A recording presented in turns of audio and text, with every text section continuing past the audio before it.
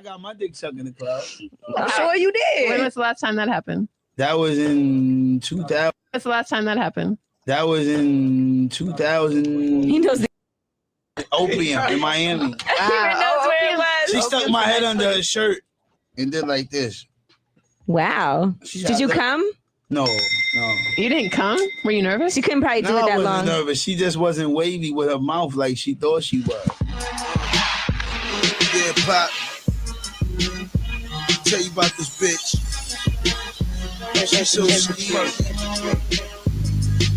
I mean, every time this nigga turn his back, bitch out there fucking with them gangsters. Tell you about it. Yeah, even Chris, she love Mac. She touched it in Miami. She touched it in Miami. She touched it in Miami. Told me in opium, she love it in her family. She touched it in Miami. She touched it in Miami. She touched it in Miami. Told me in opium, she love it in all the bitches know I got a slag. Even she know it too. She tried to put her lips on me like she blow the flute. He hold the loop. Just ask around a bit, 750 loop, I'm immaculate. Put it in your back and twist, bitch. Pull your skirt up, Shirley Murdoch. I keep the dirty pearl cock, word, word. Turpin' stick to your cornrows, fuck the cornhole. I send you to the crossroads, use the easy pass when we cross toes. Send your bullets across clothes, my flows is unbelievable. Oh, stinking bitch need Polidin, soak them in some bleach. And I heard the bitch swallow it, goggle it, Google it. Look up the bigger, I'm underway. Start the car, take a swig of some liquor. I'm underpaid, underscore, up in your hall. Loopies when she called me once, be left us in the back of the limo. She used to roll me blunts, but she loved Mac. She touched it in Miami. She touched it in Miami. She touched it in Miami. Told me in opium, she love it in her family. She touched it in Miami. She touched it in Miami. She touched it in Miami. Told me in opium, she love it in her family. Bitch, damn. Everybody had that pussy. Boy, do I mean everybody. I mean, the list goes on and on. You fell in love with her, man. Crazy ass man. Won't you come and get with a real man, baby? Huh? What's the matter, baby? You scared of your dad? Skank Ring. MDB 2.5, the appetizer. It's your boy Bigger Val, Al Pot, Lazy K. Gotta love it, baby. Chrissy sucked my dick in Miami. She touched it in Miami. That stinking bitch Chrissy. Yo, down with all the weed up, Jerry. Ew. Y'all got that bitch, man. Ew. This is my studio. I have now officially fucked Chrissy in Miami. She sucked my dick. She sucked my balls. She a nasty bitch. She took it in the butt. She a nasty bitch, Chrissy. Chrissy, Tim Jones' wife. Chrissy. Tim Jones' wifey. His main squeeze. The one he invested in and put all his money in. And the one he loves. The bitch that sucks his big fat old dick in Miami. Look. Chrissy touched it in Miami. She sucked it and fucked his dick. This big old fat dick. And she sucked it in Miami. She sucked my dick in Miami. We go to the hotel suite. She sucked my dick. Yeah, she sucked it and spit all on it. Yo, she spit all on the head. She spit all on my head. That bitch spit on. All right. I know everybody's like, yo, what's going on? We're not playing the original music. We're not playing the usual soundtrack. Well, guess what? The Wave God is home. So we can't play the original soundtrack. We salute to my brother DZ Redline, but sometimes we have special occasions for special days. And with Max B being home, I think this was a special occasion and a special day that we just go ahead and show love to the Wave God, show love to niggas to people who, you know, set the tone. You know what I'm saying? Salute to everybody in the room. Who's this? Zalo. Salute Eddie Kane. Salute to Alana. Salute to Wanderer 427. Salute to Newark, Brick City, Jersey. I got family in T-Neck. You know what I'm saying? I got family in Jersey City. I had a little shorty up there in Jersey City back in the day, man. So, you know, I salute everybody up there. Salute my mod, Carlton Way, in the building. Salute, man. I think Shakiri might pop in. Killer might pop in. Hopefully, Don Prez call in. RP Stack Bonos, you already know. Hopefully, you know, Mo Facts hit me up. He want to talk about the Kanye topic. You know what I'm saying? Max B, the old YN is home. The Wave God is home. The Wave God is home, nigga. Is getting extra loopy, and this motherfucker is getting real loopy right now, dog. The Wave God is home. I'm excited. You know what I'm saying? A lot of my favorite rappers have been very much influenced by Max B. You know what I'm saying? I got on Max B probably a little late, so I'm from the South. But everything that I've heard way before he got locked up, I just really appreciate the type of energy he brought to hip-hop. I appreciate the innovation he brought to hip-hop. A lot of the melodic, you know, singing the bars. Max B, I feel like if he was out, I won't say New York would never fell off, because I think that's a big statement, but I think Max B was able to carve out a lane that now that he's out, the lane that he carved out being a pioneer has matured. That's why you see a lot of the sexy drill going out right now with the Cash Cobain, those guys right there, you know what I'm saying? And I think he can fit right in that Cash Cobain, you know, lane right there, that sexy drill rap.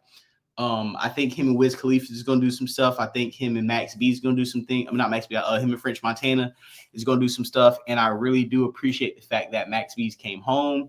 He looks healthy. I didn't like a lot of the, I'm going to be honest, right? A lot of the pictures with him and French Montana look extremely zesty. Why every picture of him and French Montana looks like they put meat on thighs, meat on backs, meat to meat. I don't know. Maybe that's a prison thing. I don't know. Maybe he's been locked up too long. Don't know about the pause game, but I will say this. I'm happy Max B's home. Jim Jones, you got to do damage control.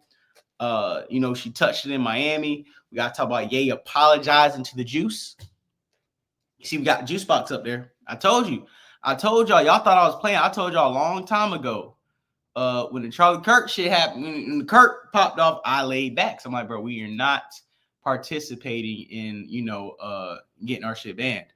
Salute FBJ Moss in chat. Like, share it. Have an amazing 226. Mo. Ashe, Salah. Thank you. Melanated Brown. Thank you so much. I appreciate the positivity, man. Like I said, we coming back. We got some good topics today. Like, share, subscribe. Thank you so much. Gifted and Curse Podcast. Killer is always in the building. We got to hit that like button, man. We are going up right now. And as I am talking to you guys, just to give you guys a quick rundown of what the topics are today, so you know what we are going to be sitting here for the foreseeable future. I got about 5 topics. I got something. We're not going to do like 15 topics and be here for 3 hours. I want to talk about Kanye and his apology to a certain community that he ostracized, called out, and crashed out on. And we need to talk about why is he apologizing? Why did he pick now? And did he crash out just to double back? We got to talk about this Michael Jackson movie. I'm sorry. I'm a huge Michael Jackson fan. Give me 2 seconds. I'm going to show y'all something. Hold on.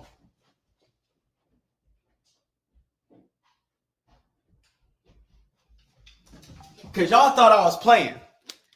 Listen, it ain't a drill. You see this? Thriller. I have a record player. Let me move Max B out the way, because we ain't even talking Max. This is Thriller. This ain't no picture. This is the album. This is the disc. This is Mike laid out in a white suit with the tiger. You feel me? This is the like, when we talk about real Michael Jackson fans, fanatics, supporters, and stans, I am a proud, extreme. I'm telling you, we got the record right here. I don't even put my fingers on it.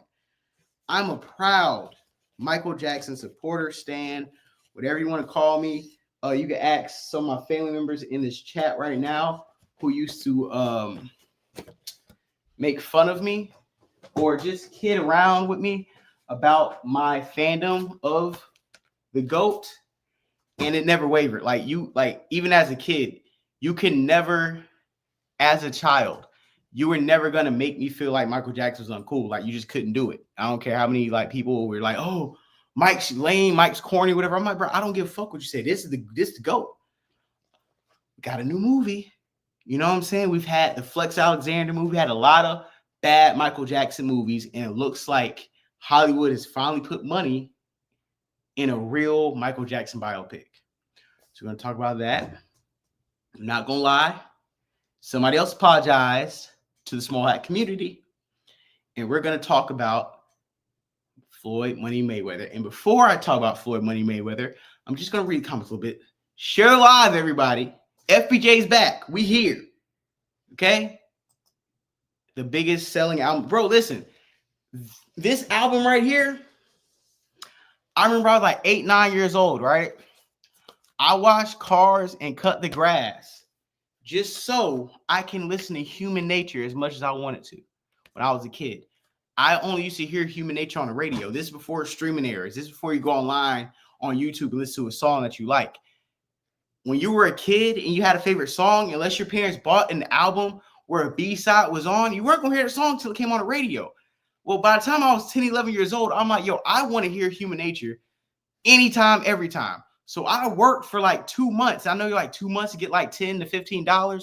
Yes, in 2002, 2003, I worked just to be able to go to Best Buy and buy Thriller, the CD. Once I bought Thriller, the CD, I played Human Nature till my fucking ears bled because I wanted that album. And then once I bought that album, I listened to Baby Mine, all the B-sides, Carousel, the bonus tracks. And I'm saying that to say this, like that Thriller was my first album I ever bought. Thriller was probably one of the first things I've ever, I'm talking about a child, Thriller was probably one of the first things I ever bought with my own money as a kid. I won a fourth grade talent show doing Billie Jean and Beat It in fourth grade in talent show. So like when I talk about Michael Jackson, like I'm a real deal Mike stan. When he died, my mom and my dad was sitting on the couch looking devastated, like their sibling passed away. Michael Jackson is somebody in my life, and I know in a lot of these other people's lives, has been very important and very impactful. So we're going to talk about that. Just scrolling down, Ricky Young, salute, keep doing your thing, appreciate it. And this is my cousin right here, Eddie Kane. He's saying he not lying. He would have been one of them niggas who passed out at his concert. Yo, my cousin is in a chat telling you, bro, like I've been on Mike stan since day one, bro. Like you couldn't say he took kids. You couldn't say he was a zesty nigga. It was nothing you can say to get me off of Michael Jackson. And I appreciate that because of co-signing, bro. You know what I'm saying? MJ the GOAT. Black McBain. It ain't hard to tell has a fire. And before I continue talking, yo, Black McBain. I remember I was in college. The first time I heard Illmatic, I was in college and I had a homeboy, Leslie Chan. I think he was Vietnamese, right? Me and him were in Orlando, and if you know about Orlando, I think it's Orange Avenue, but not all the way downtown. But in Orange Avenue, they have a Vietnamese, like Oriental shop. And we used to go there and get like certain stuff we used to cook at the house. And he played Illmatic, and I remember one of the first songs. He didn't play it in like 1 through 10. He kind of put on shuffle. And one of the first songs I heard was "Ain't Hard to Tell," and I heard that Michael Jackson sample, and that low key. I remember hearing "Ain't Hard to Tell." I was sitting in my head, and the next song he played was "Life's a Bitch." So I was already like in like Nas. Once I was already fucking with Nas. Once I heard Illmatic for the first time, I was like 20 years old. I'm like, nah, Nas is what people say he is. When I heard "Ain't Hard to Tell" and "Life's a Bitch" back to back, it made me think like, damn, bro, am I really a hip hop head? Like, why did it take me 20 years to hear these songs? So I will say that sample and a bunch of other samples Michael Jackson has lent his catalog to, have revamped people's careers, have reintroduced people to his music. And we will get on that Mike topic, so I don't want to get too long on it. I cried grown man tears, and they played Man in Mirror at Mike's funeral. If you know, you know. Bro, facts. Or when Usher sings Gone Too Soon, or when I can't really listen to that song Gone Too Soon or watch somebody perform that song without getting choked up, because like, or Can You See My Child? I don't want to get too far in the mic right now, but like I have a very, very deep admiration and love for Michael Jackson. And if you are an 80s baby or an early 90s baby, you were around long enough or early enough to understand how big like Michael Jackson was, Michael Jordan. Like it's certain people that we grew up on that were bigger than life, and we have yet to see celebrities or athletes usurp a Michael Jackson or a Michael Jordan. When you're like, oh no, it's Taylor Swift, it's Beyonce, it's LeBron.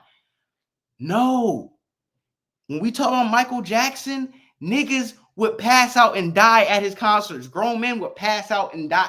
Who kills niggas by just appearing? Deities. God sent people.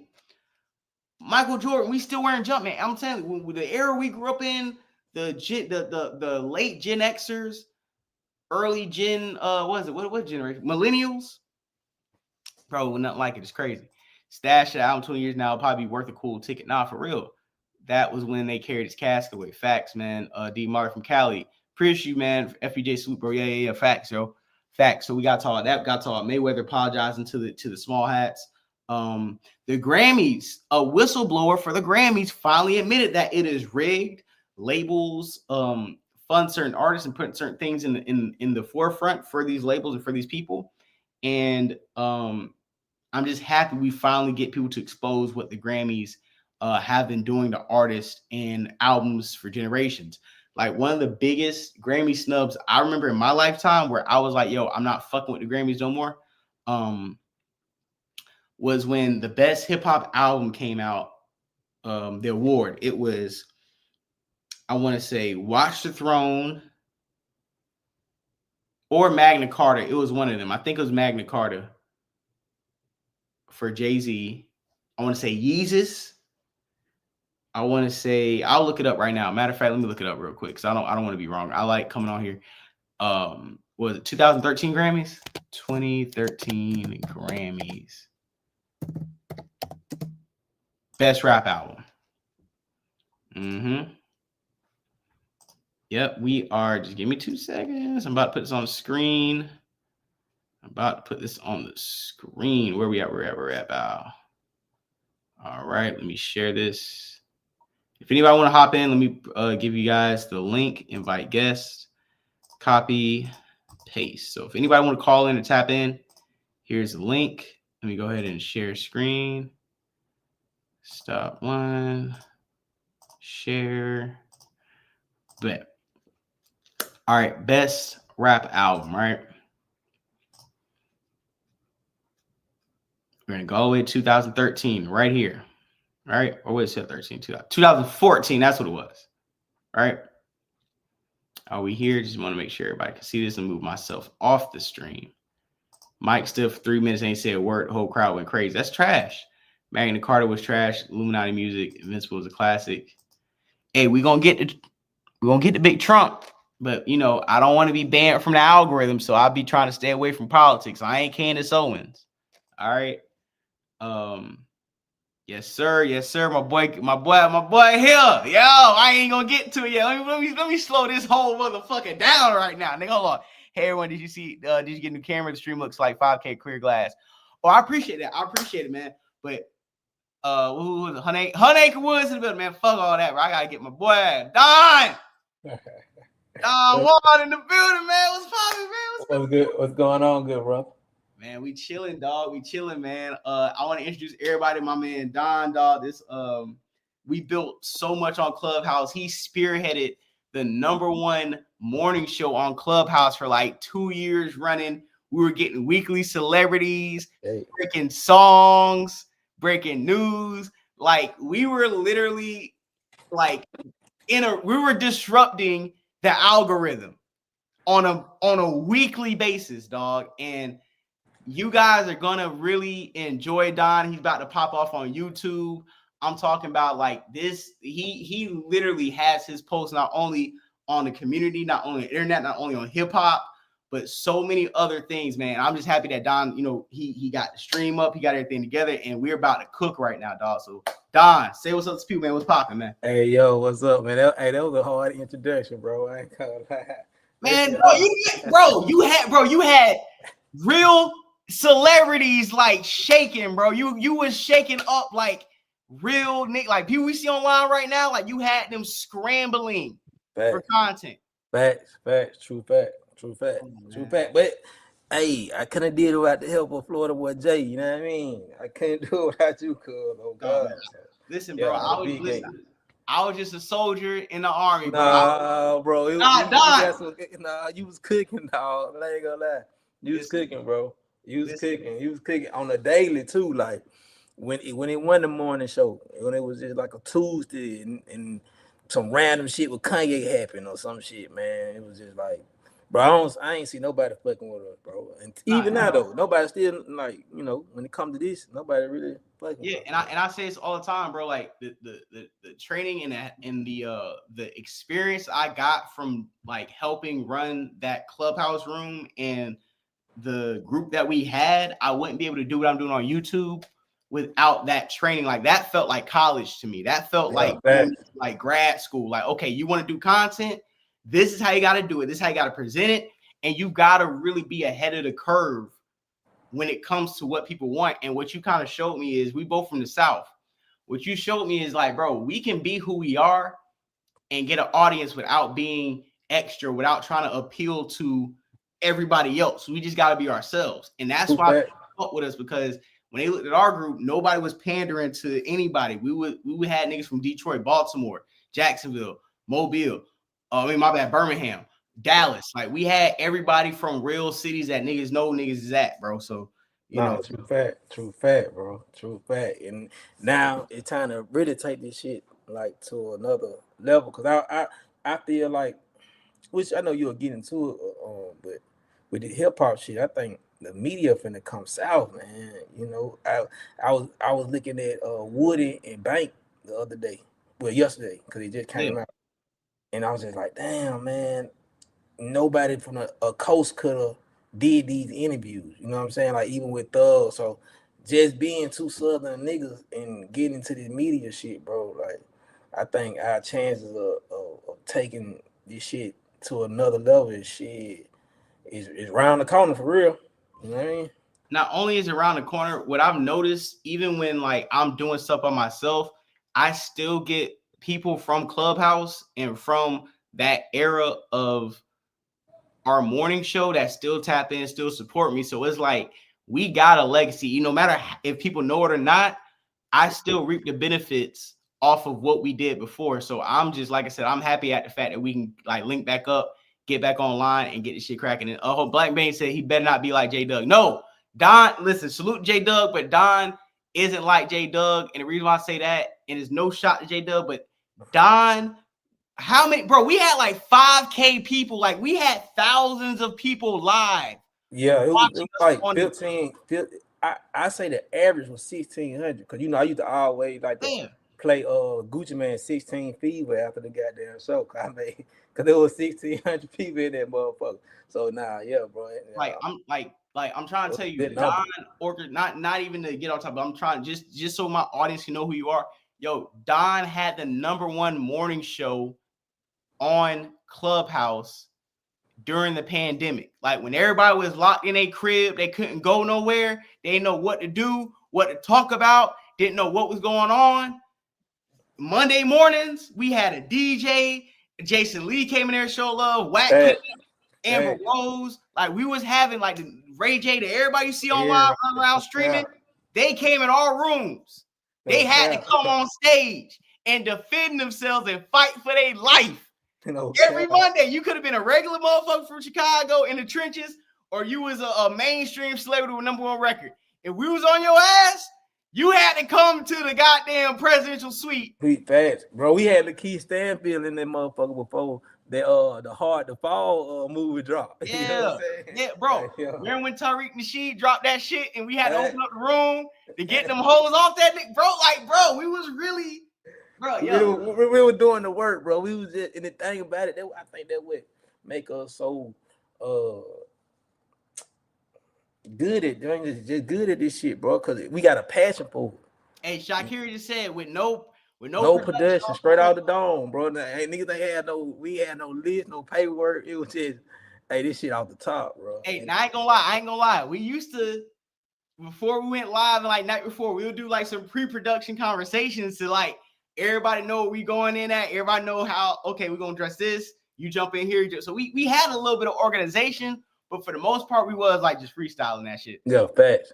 Majority of the part, it was just, fact. Hey, so Don, first off, I know I got the Grammy things up, but do you want to just get to the Ye topic? What's going on with Ye? I don't know. I'm about to do. Put me down. Okay, well, about a week ago, he released a video that it looked like AI, low key to me, but it was real, and he pretty much came out here and apologized to the Juice community. Yeah. I know what you're talking about. Yeah. He apologized to the rabbi and everything, and I want to play the video for people who haven't seen it. And after I play the video, then we can dive into it. So let me go ahead and get this queued up for the audience, because I can't assume everybody knows what we're talking about. So let me get this right for people. I'm gonna pause this. And Don, before I get to it, did it look like it was AI to you? Oh no, that was a real. That felt like Ye. And then I see he got the goals out. I got a whole conspiracy around this shit. What's going on with Ye? Why I feel it's a lot that go ahead, but it's something even with the way it went, the releases of the Yeezys. You know what I mean? The Yeezys in the new website up, and you getting new releases. You took your goals out. You know what I mean? It feels as if we're in an era where Nike was trying to brand Air Jordan, right? So it feels as if Adidas might be a silent investor into the Yeezy situation, but it's gonna look like it's black owned. And then I don't want to get too bro. But yeah, no, it made me seem like he's on the press run for the Yeezy.com, bro. I agree, and I'm gonna read this comment before we continue to stream. Salute Tom saying Tiffany. She got hey Tiffany. I know you start YouTube page. Drop your YouTube link in our chat.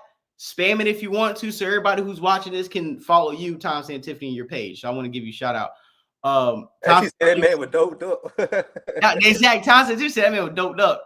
Hey, listen, that's what he said. But I'm gonna go ahead and play the video so we can get to it. Hold on, give me a second. I'm blessed to be able to sit here with you today and just take accountability. I was dealing with some various issues, dealing with bipolar also. So it would take the ideas I had and have me take them to an extreme where I would forget about the protection of the people around me and myself. So I wanted to come and take accountability. Sometimes people aren't that knowledgeable about the bipolar and the cause or what causes it and the way you act when you have this disease. So it's like if you left the house and you left your kid at the house and your kid went and messed up the kitchen and messed up the garage, messed up the living room. Now when you get back, it's your responsibility because that's your child. And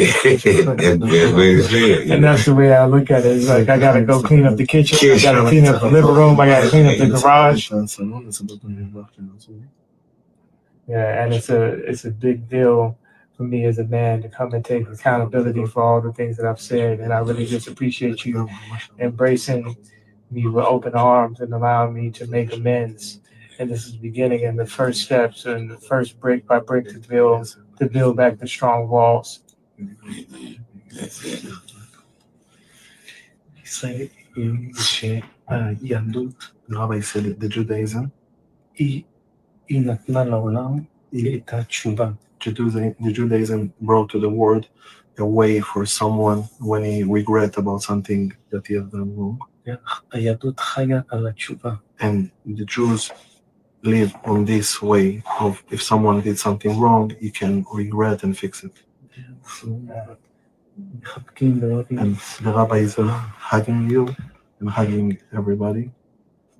And God willing, and from now on, strong things and good things and only good.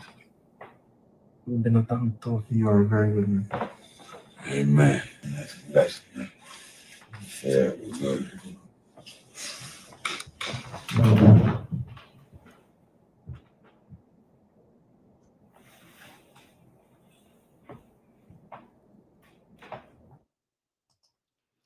All right, man. Okay, so get back on camera. Yeah, so pretty much. And somebody else said this is LeBron James, the same rabbi LeBron James talking to. I ain't trying to get banned, but obviously this rabbi is an ex-convict. Hey, I don't want to get too much into the small hat business because this is I think a small hat owned platform. And I don't think that, it's my place to dig too deep into it. But what I will say about the topic is, I think Don was saying it too, where why would Ye pick this time to apologize to a group of people that he really woke shit up on?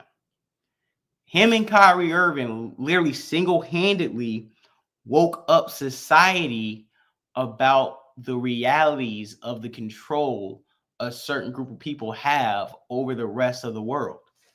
And since they woke that up, people have not been quiet, because Ye and Kyrie Irving, the thing about it is that when you had Professor Griff speaking about it, you had Michael Jackson, when you had certain people speaking about it pre-internet and pre-social media, it was easy to quiet these people down. We have an NBA player like Kyrie Irving speaking on it. It's a lot of white people who are Kyrie Irving fans who are going to get the message regardless of how they try to block it. Kanye West has a lot of fans that are not black, that have a lot of power. So when Kanye West speaks on it, you can't just hide it in the black community. You just can't hide what he's saying to a certain demographic. When Kanye said what he said and been pointed out, Don, you can agree. Ever since Kanye went on his anti-rant on these people, it has not been the same for these people. Nah, it ain't. So I think that was him. I think personally he was just making amends. Like he clearing the air, bro. I think for him to even continue to use it, to even continue anything that he want to do, you need them. They your best friends. So at this point, they urges you in. It ain't no way around them. So I think for him to even continue the whole Yeezy.com and continue the brand and continue certain designers that he been getting, because he got a lot of his old designers back too. So to even had them to be a part of his team, bro, you got to go do this. You got to go do this. Probably it's no different. We was to send a nigga to Al Sharpton or Jesse Jackson. You know what I'm saying? Hey man, you got to go holler at them. But type shit. But yeah, I think that's what it's more so about Yeezy.com, bro. Like, and I think Kanye Adidas understands that. Even they took the logos off the shoes and shit like that. Right. They understand that if we paint the picture as if he's doing his own thing, sales gonna go up. Compared to just imagine if we knew Air Jordan was really owned by Michael Jordan and Tinker wasn't even involved, or the Dave wasn't even involved, but we knew in the 90s you couldn't pull that type of shit. But now we live in a generation where everybody want to be black owned. Everybody want to, I support black-owned business. So if we paint Kanye as a figure, as if he owned his own shoe brand, and actually as if we're an angel investor. So for us to be your angel investor, go holler at our people, apologize, and we can keep this shit going. You get what I'm saying? Because I don't think Kanye even care to have real ownership. I think Kanye care more so about what it looks like to everybody. I was thinking that too, and it just reminded me about like when Kanye was going off on the fashion people or the music industry. What happens to me with Kanye West is this: he's a ass kisser and a bootlicker to get in certain positions. And when he realized that all the ass kissing and bootlicking don't pay off because he's still a nigga in the Benz, like he said on All Falls Down, then he lashes out against the people he's trying to work with. And as Kanye fans and supporters, I've learned too many times that I can't get behind Kanye when he goes on his anti-establishment rant, because it's not him being a spook by the door. It's not he's being righteous and trying to reveal the unseen to wake up people. It's because the same people that are putting us to sleep won't allow him to participate in putting us to sleep because he's not trustworthy. And because he can't participate in being one of the handlers put us to sleep at a certain point, then he wants to wake shit up and snitch. Yeah. He's the type of nigga in the hood that he'll tell the cops where y'all pushing Pat because you won't front of no more work. Fact. That's the type of person Kanye is me. And I'll say this because my YouTube page got throttled down when he went on when he did the interview with the Klan mask on. Yeah. I posted it and supported it. My YouTube page got throttled down. Kanye wasn't there to help people's YouTube pages and help people who got demonetized for trying to get his message out, right? Facts. So why should I, or why should you, or why should any of us martyr ourselves based off of Kanye's mood swings? Like you just said, the same day he apologized, he restocked the Yeezy site. The same day he apologized, he announced a concert, I think in Mexico or South America, Brazil, whatever. And then this weekend, he did a show. Travis Scott came on stage in Asia and he did all his songs. So for me, you're not a martyr. You use the fact that people know is something going on that they have no control over, and you like to spoon feed people or like to tease people like you're going to wake things up, when in all actuality, you're just mad that you can't be one of the forefront people to put us to sleep. Yeah, I believe in it to a certain degree though, because this is what I like about it. The average black person don't know the difference between a white and a Jew. So you just educated a lot of people in this moment, right? Because niggas don't follow NOIs or Louis Fair. You know, to know who the fuck you at. We in the South, bro. We ain't never even seen an Orthodox Jew. You get what I'm saying? Motherfuckers, when they ain't know what that is, they seen down. So you woke it up to average Negroes that, you know, Jews, people are really running shit, and ain't, you know, I think that was pretty cool. I think Kanye's like, you missing the medicine with the candy, bro. It's like, I'm gonna get what I need to get for myself, but in the process, if you catch what I'm putting down and you pick it up, it's helpful too. Even though, nigga, because I ain't looking for no celebrity to save me, nigga. Malcolm X been told us that, right? But yeah, bro. So that's why I think the dope shit about Ye, and when he do these rants, it is an educational moment. You get what I'm saying? Because a lot of niggas didn't know about Jews, bro. You know, think about it, man. Kyrie come out now. You know, after he say this shit, Kyrie get caught up in some shit. Then everybody, Jew this, Jew that, Jew. You see, SNL.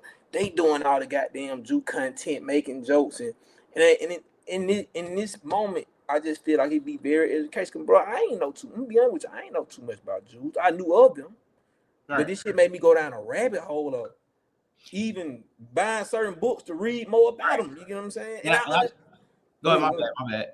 No, go ahead, bro. No, I was gonna say, and I think the thing about it that is frustrating to a lot of people is this. Like me and you, we're not anti-Semitic at all. We don't have any, like if you're from the South, you don't have close enough interaction with them to feel a strong way, left or right or wrong about them. You're just hearing what's going on. Right. And I think what the big alarm is for a lot of people is when you see racist whites going at these people. Because for us, we be looking at, if you white, y'all all on the same team. Yeah. You see that they're having a civil war amongst themselves between them and like the white supremacists. We like, hold on. You like, they got their own diaspora war. Right, exactly. Like y'all opening up the whole Pandora's box to what is really going on. Man. And with blacks, the reason why I like it the most is that it's so many white people going balls to the wall, like hard on them, that we can just sit back and just watch them beef amongst themselves. Because even by this, not even cut you off. Go ahead. But think about it, bro. In this moment with him waking that shit up, you get the war in Palestine. Right. You know what I'm saying? So now they go on, they fuck with all the melanated motherfuckers. You get what I'm saying? Like this shit everywhere type. So I think when he do these things, it kind of just is like, I think Kanye is the nigga that's going, he the nigga that'll go down the hallway and pick open all the doors. He might not swing that bitch open, but he gonna pick it open so you can take a peek. Oh, this was in this motherfucker. And if you decide to wanna, hey man, fuck that shit. I'm in here. It's up to you type shit. You know what I'm saying? Like even with the going back to the George Bush shit, it woke shit up then. He just to me is the nigga that come, wake the shit up, and then we go from there. Cause I look at it from two ways. One part of me looks at it like, bro, so you're gonna wait till everybody take what you're saying serious and run with it to where Charlie Kirk got clapped. You know what I'm saying? They're trying to delegitimize Candace Owens. Even Tucker Carlson put his neck out online. Even Megyn Kelly put her neck out online. You got a lot of these right-wing, talking heads that are literally putting their lives online to talk about this to the point where, like, we don't really need outside Candace Owens. We don't really need us to be the martyr for the truth anymore because Kanye already did it. You know what I'm saying? Farrakhan did it. We had people who did it in the past. Will we get credit for it? Probably not, but we're not looking for the credit. We're looking at it as, for me, like somebody who listened to these people way before, it got mainstream to talk about this group of people, not even in a negative way, right? But just in a way of like, hey, look who owns this, and that. When we see that a more powerful group of people are staying on the forefront of talking about this, we can sit back, we can digest the information and not have to be sacrificed for telling the truth anymore. This is probably one of the first times in history I feel like the truth is being revealed and we don't have to be the sacrificial lamb to reveal it. Kanye and Kyrie initially were, but they're so powerful and talented in what they do. Yeah, they was going to take a hit, but their careers weren't going to be lost, right?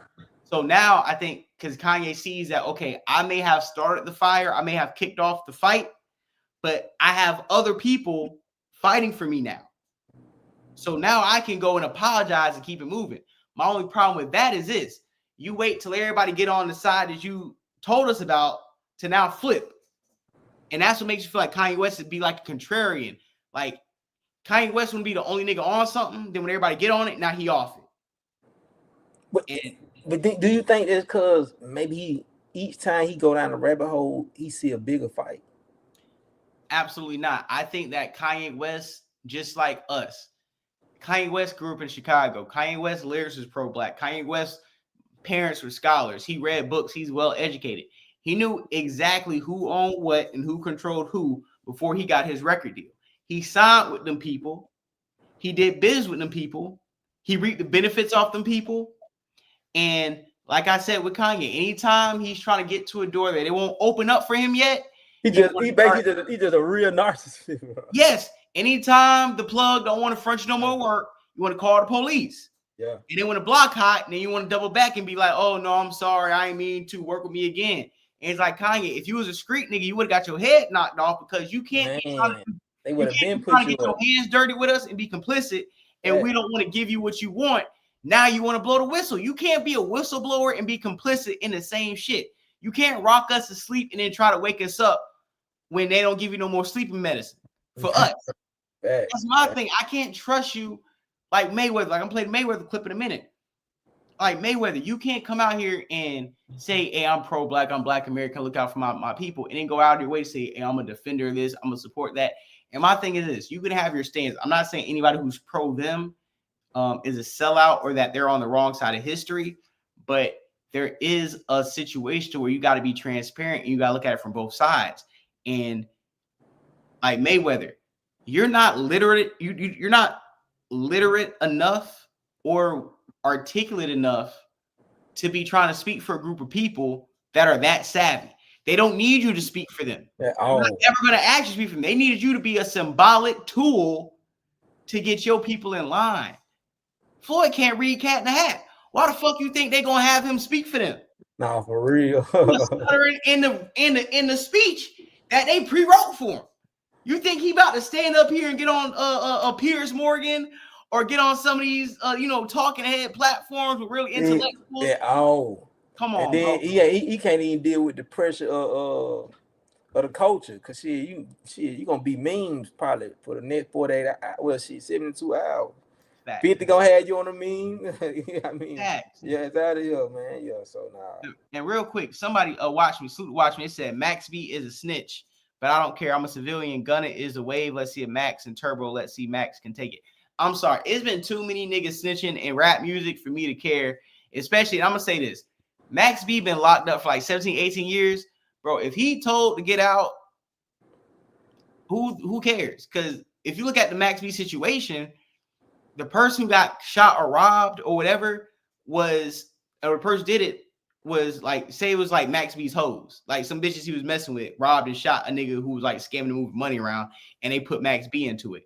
So if Max B snitched on people who framed him, and he sat in a can for like 15 to 18 years, bro, I don't care.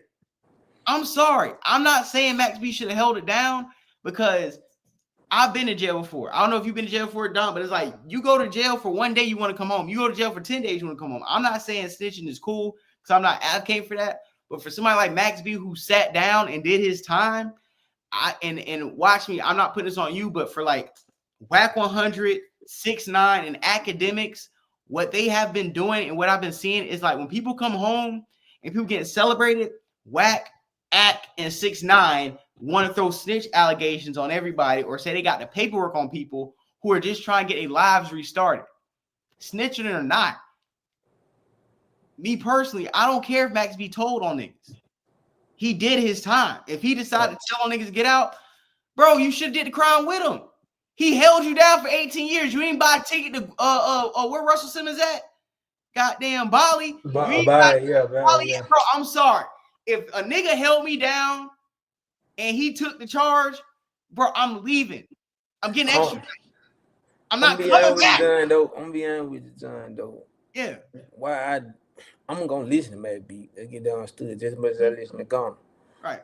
I don't think Gunna snitch. I don't care, bro. Like, I think if people just look at hip hop and look at entertainment for what it is and let it be entertainment. At times they talk about all these niggas snitching, but we just got social media now, bro. I think back in the day, niggas was having kitchen cases. If all we know, Cannibal could have caught a case and snitched on a nigga and came back and still rapped against LL Cool J or some shit. You know what I'm saying? Like, it wasn't no way for nobody to air you out back then, right? That's facts. Like a nigga, you snitch on a nigga, it wasn't no paperwork party. You know what I'm saying? Like, you know, they try to come out about Jesus. Some agent came out and said something about Jesus around the time with the family shit was going on. So, and they got swept on the rug. So it's so much T.I. Crime Stoppers didn't come out to goddamn 10 years after the shit had happened, and we didn't know in the midst of this nigga making what you know about that. You know what I'm saying? I'm cute a buck. If you got a bright future, go ahead and tell on some niggas, man. Come on, man. If you a potential meal ticket, go ahead and tell on them niggas, man. You got the money. I'm cute a buck. Nigga, listen. I'm gonna tell on you niggas. I'm sorry. YouTube going up, niggas streaming. I'm about to tell on you niggas. Don't be trying to do crimes with me thinking I'm gonna hold you niggas down. I'm sorry. I can't stream from the pen. I'm telling. I've been told niggas. I'm 32. I'm tired of holding niggas down and being the street, nigga. I'm telling. Man. For shit show. Hey, bro. Hey. Bro, they don't understand, bro. That shit ain't for the bird. That shit for the bird. And the funny thing about it, this is how I feel. A lot of people be trying to run around with the snitch shit. Oh, they snitch. Bro, have you ever been in jail with no bond? I'm sorry. I've been in jail with no bond, and I didn't tell, but I'm saying a lot of you niggas is too weak.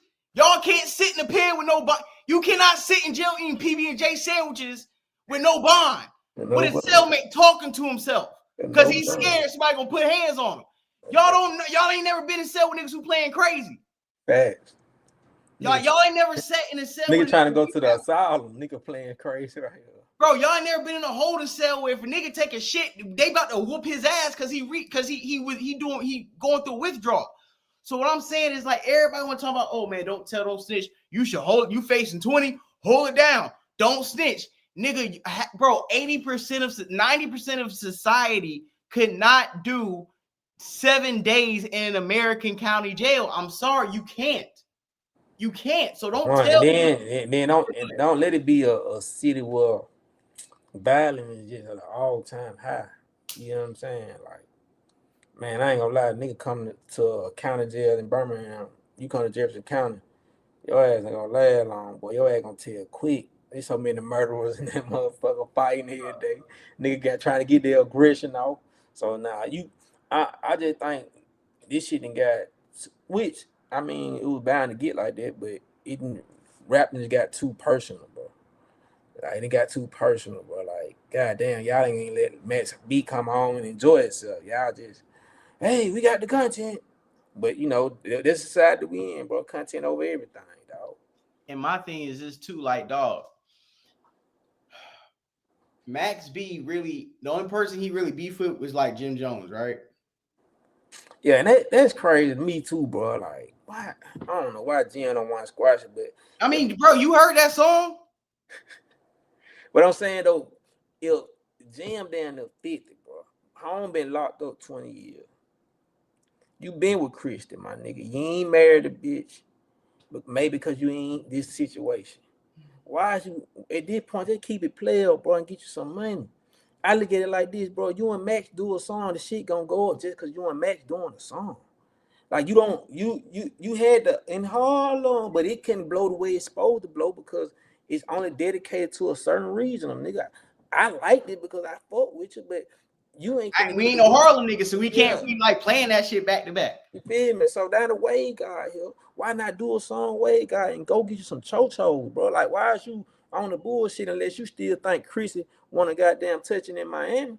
Oh well, Don, I'm gonna say this, right? As a man, and if I'm deeply in love with a woman that I'm gonna be with till I'm in my 50s, like Jim Jones, right?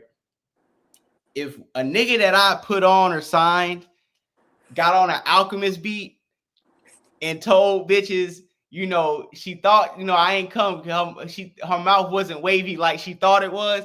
And 06, like niggas wasn't even saying shit like that. Is niggas say the bitch I come, her mouth wasn't wavy like she thought it was. And you get on this Alchemist beat, and I'm still with the bitch, I'm never being cool with you again because I love her so much.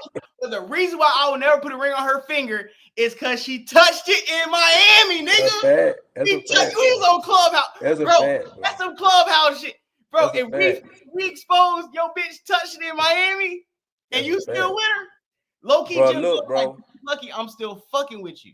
This was crazy, right? So earlier today, I get on Twitter, and a guy came and commented on one of my comments and said, "Boy, this aged well."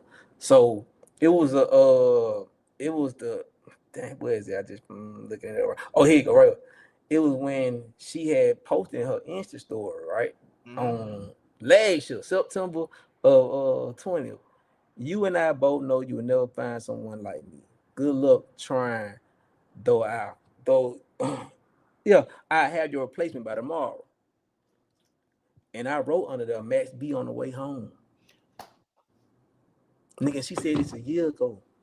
And I was like, bro, and one thing I know about that box, no matter, as long as that box is got legs and is walking, motherfucker gonna always need an itch, man. So at the end of the day, the wave is here. Wave guy is getting real loopy. And bro, and think about this too. I might think Chris might want to go, because Chris is still a street bitch, bro. You know what I'm saying? And I think those characteristics don't leave. Nah, even Cameron was trying to tell. That's why him and Cameron fell out back in 05, because Jim was like, Cameron was down in Miami pretty much like rocking shirts, like, you know what I'm saying, basically like teasing him about cuffing Chrissy. Because I think for like, and I don't know Chrissy, but from the outside looking in, she may have been like a like a groupie or somebody that was around the posse, right? Yeah. And we was passing around like a blunt, and then we passed it to you. You ain't passed the blunt back. And we was trying to tell you, like, bro, we rock with you. If you like her, you like her. But in our inner circle in Harlem, where we from, they looking at you crazy, and you losing some street cred because you trying to cuff a bop, and she ain't even that bad for her. Now, if you like her, you like her. But I ain't gonna lie, but Chris tough, bro. Chris is tough, bro. I can't. Nah, Don. I can't let you slide that because you. I ain't gonna lie, Chris. I know Chris is really my type, bro. No cap, bro. Don, we both been in New York for a long. It's bad of women. It's bad of women. Right. You talking about how she hold it down? But yeah, no, not even just that, bro. It's just her her aesthetics is my type, bro. I like Christian. Okay, but wouldn't it be conflicting if you Jim Jones, if like say that's your aesthetic, right? But she touched it in Miami. Man, I keep it player, bro. But I keep it player. he ain't married her. But see, that's the thing. He a coast nigga, bro. So I'm from Southern playalistic, man. We be this shit player. I like what G Herbo did, bro. Like you go nigga with money bag. We a family, bro. You get what I'm saying? Like that shit Jimmy doing is just childish, bro. They let me know Jimmy really he'll okay good nigga, but he'll fuck nigga at the same time. Cause it's too many times where I seen his character get shown, bro. Like even with like how he treated Mel now. You get what I'm saying? The whole Trey 9, like how he did, like Jim Jones got a low key flawed character, but he a good nigga too. You could be a good nigga and have flawed characteristics too as well. So listen, man. Jay-Z used to knock Chris down. I wouldn't be surprised, bro.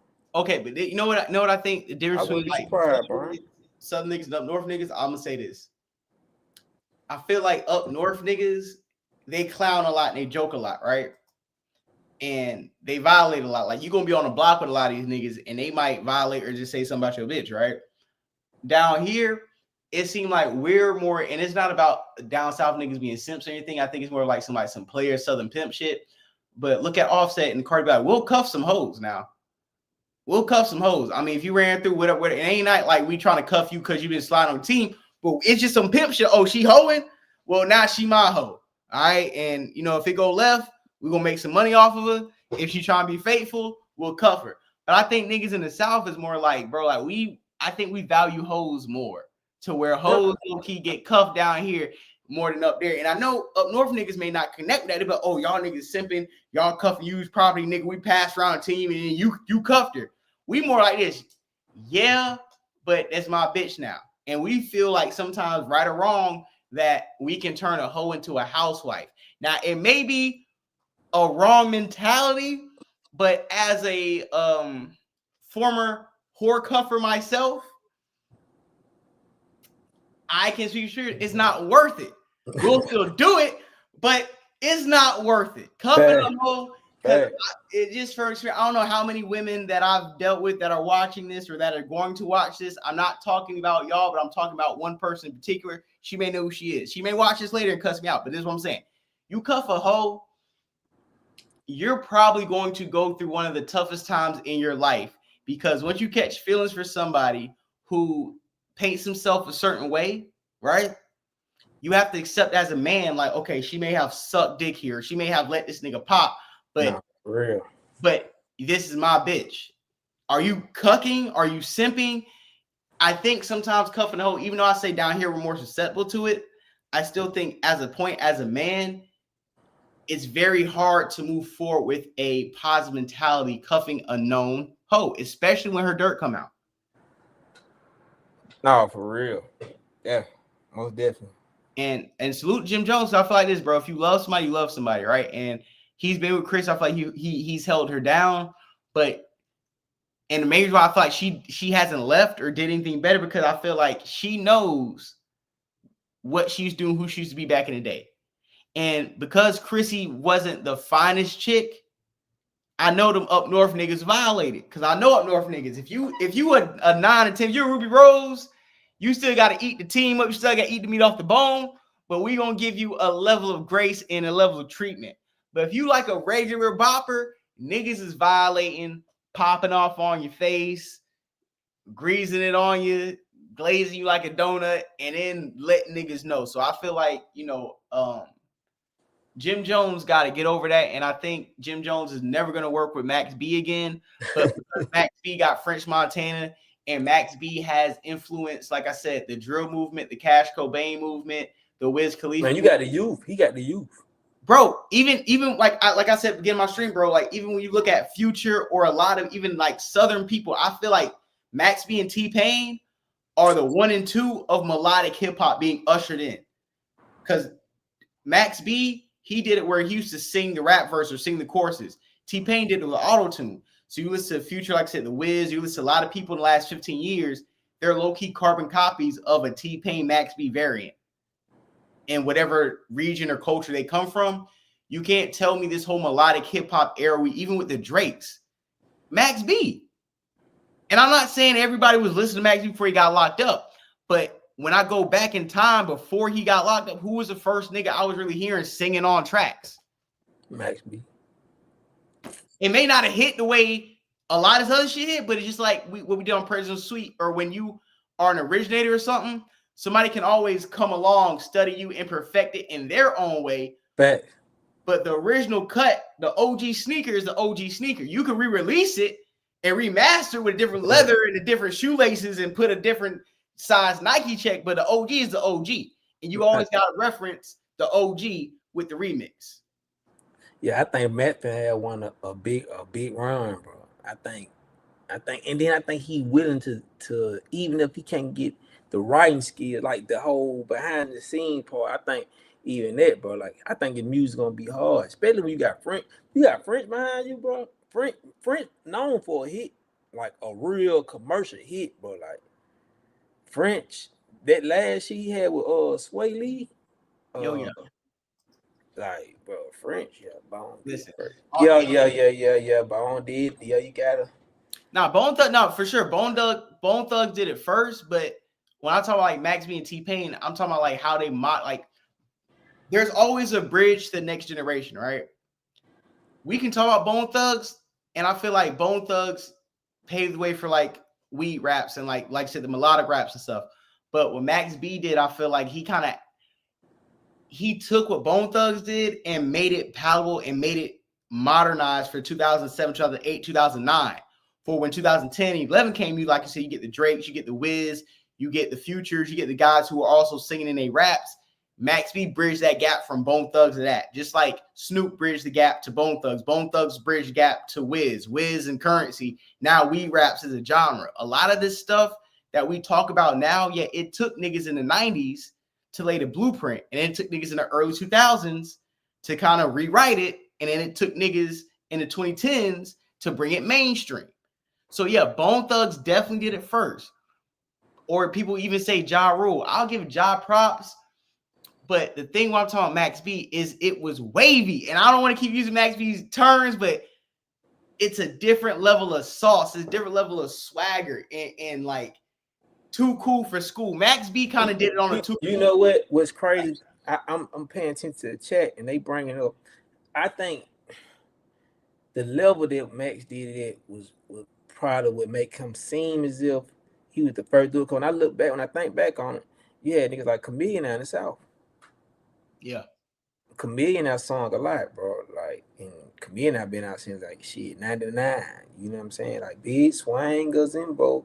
You know, so you got shit like that. So but him and Paul Wall in the group originally? Yeah, they was him and Paul Wall in the group. Then you had what I think Fat Pat, Big Mo and them, the Bar, the Baby, all this. Zero. Yeah, you know what I'm saying? Zero and Trey, you know what I'm saying? So I just think he for New York, and because it may look like he came first, but New York being such a big platform, it put Max B in that place where he did it first. When it probably was other niggas. You know, if a nigga do a crossover in the NBA and compared to a nigga that was the first nigga to do the crossover here at Lynn Park, the nigga in the NBA gonna get known for the crossover because his platform bigger.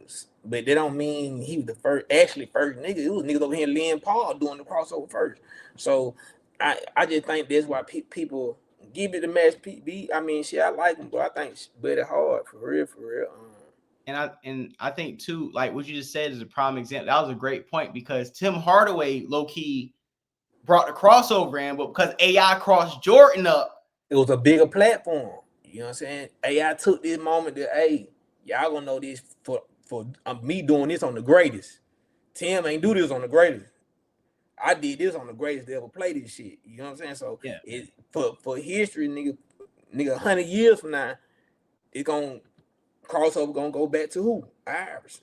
And I also think that the reason why people give Max B so many hits is, so much credit is because in the South, we come from blues and R&B. We come from Southern Baptist Church. Like me, like Don, I know sometimes you'll just sing while you're working. It's just something in the South where even if you can't sing, we sing. because it's like a real Southern blues. It's just in our spirit.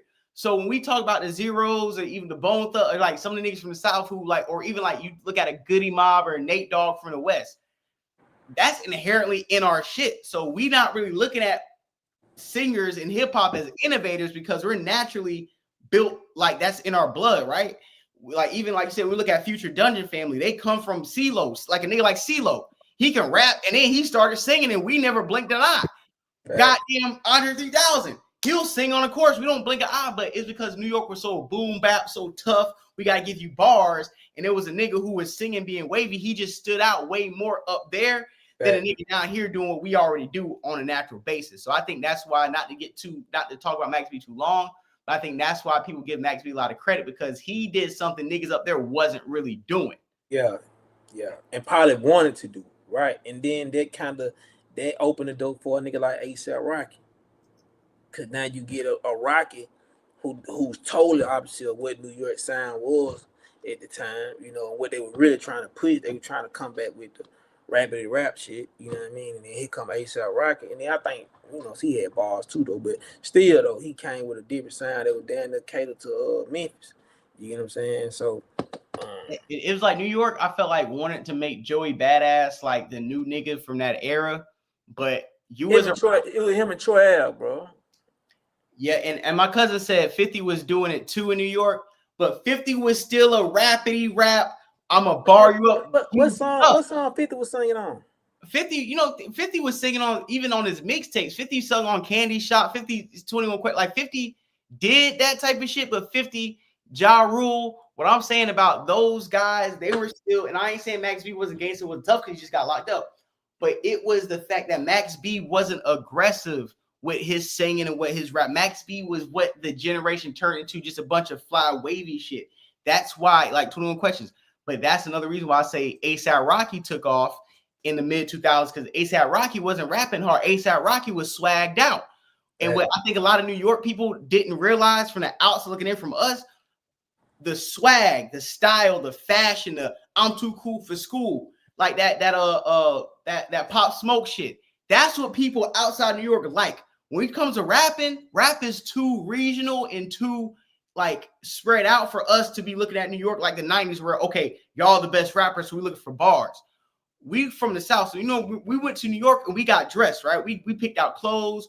We learned what was kind of cool. So when you look at A$AP Rocky or a French or a Max, where they're not the best lyricist, but the aesthetic, the style, the attitude is what drew people from outside New York to the Pop Smoke. Pop Smoke was the most lyrical nigga, but he got the cool dance and he just got certain lingo and the flavor. That's why, you know, up north when we heard, oh, that shit mad type, oh, y'all niggas bugging. It's just certain things that if you're not from New York, it matters more to niggas outside than it does for y'all, because some of that shit be normal to y'all, but some of the shit from out here, that's what sticks to us. So I want to say, before I wrap up this topic, because I know I want to talk about this, we got the mic. Doc, I don't know if you've seen the mic, Doc. We got 3 more topics. We got the Michael Jackson movie that they dropped the trailer for. We got the Melissa Ford burning out and doing an interview with Charlemagne right after she left the JBP. Oh, so she officially kicked from the JBP? Yes, sir. She been kicked for a minute. And what I've heard is that apparently she came to the JBP and said, hey, listen, it's either me or it's Flip. Mm-hmm. And Joe was like, bitch, Flip not going nowhere. So do what you got to do. And apparently, allegedly, she got out of her contract on some medical stuff because she posted herself in a hospital bed. And I guess she got through a loophole to where she can get out of her deal.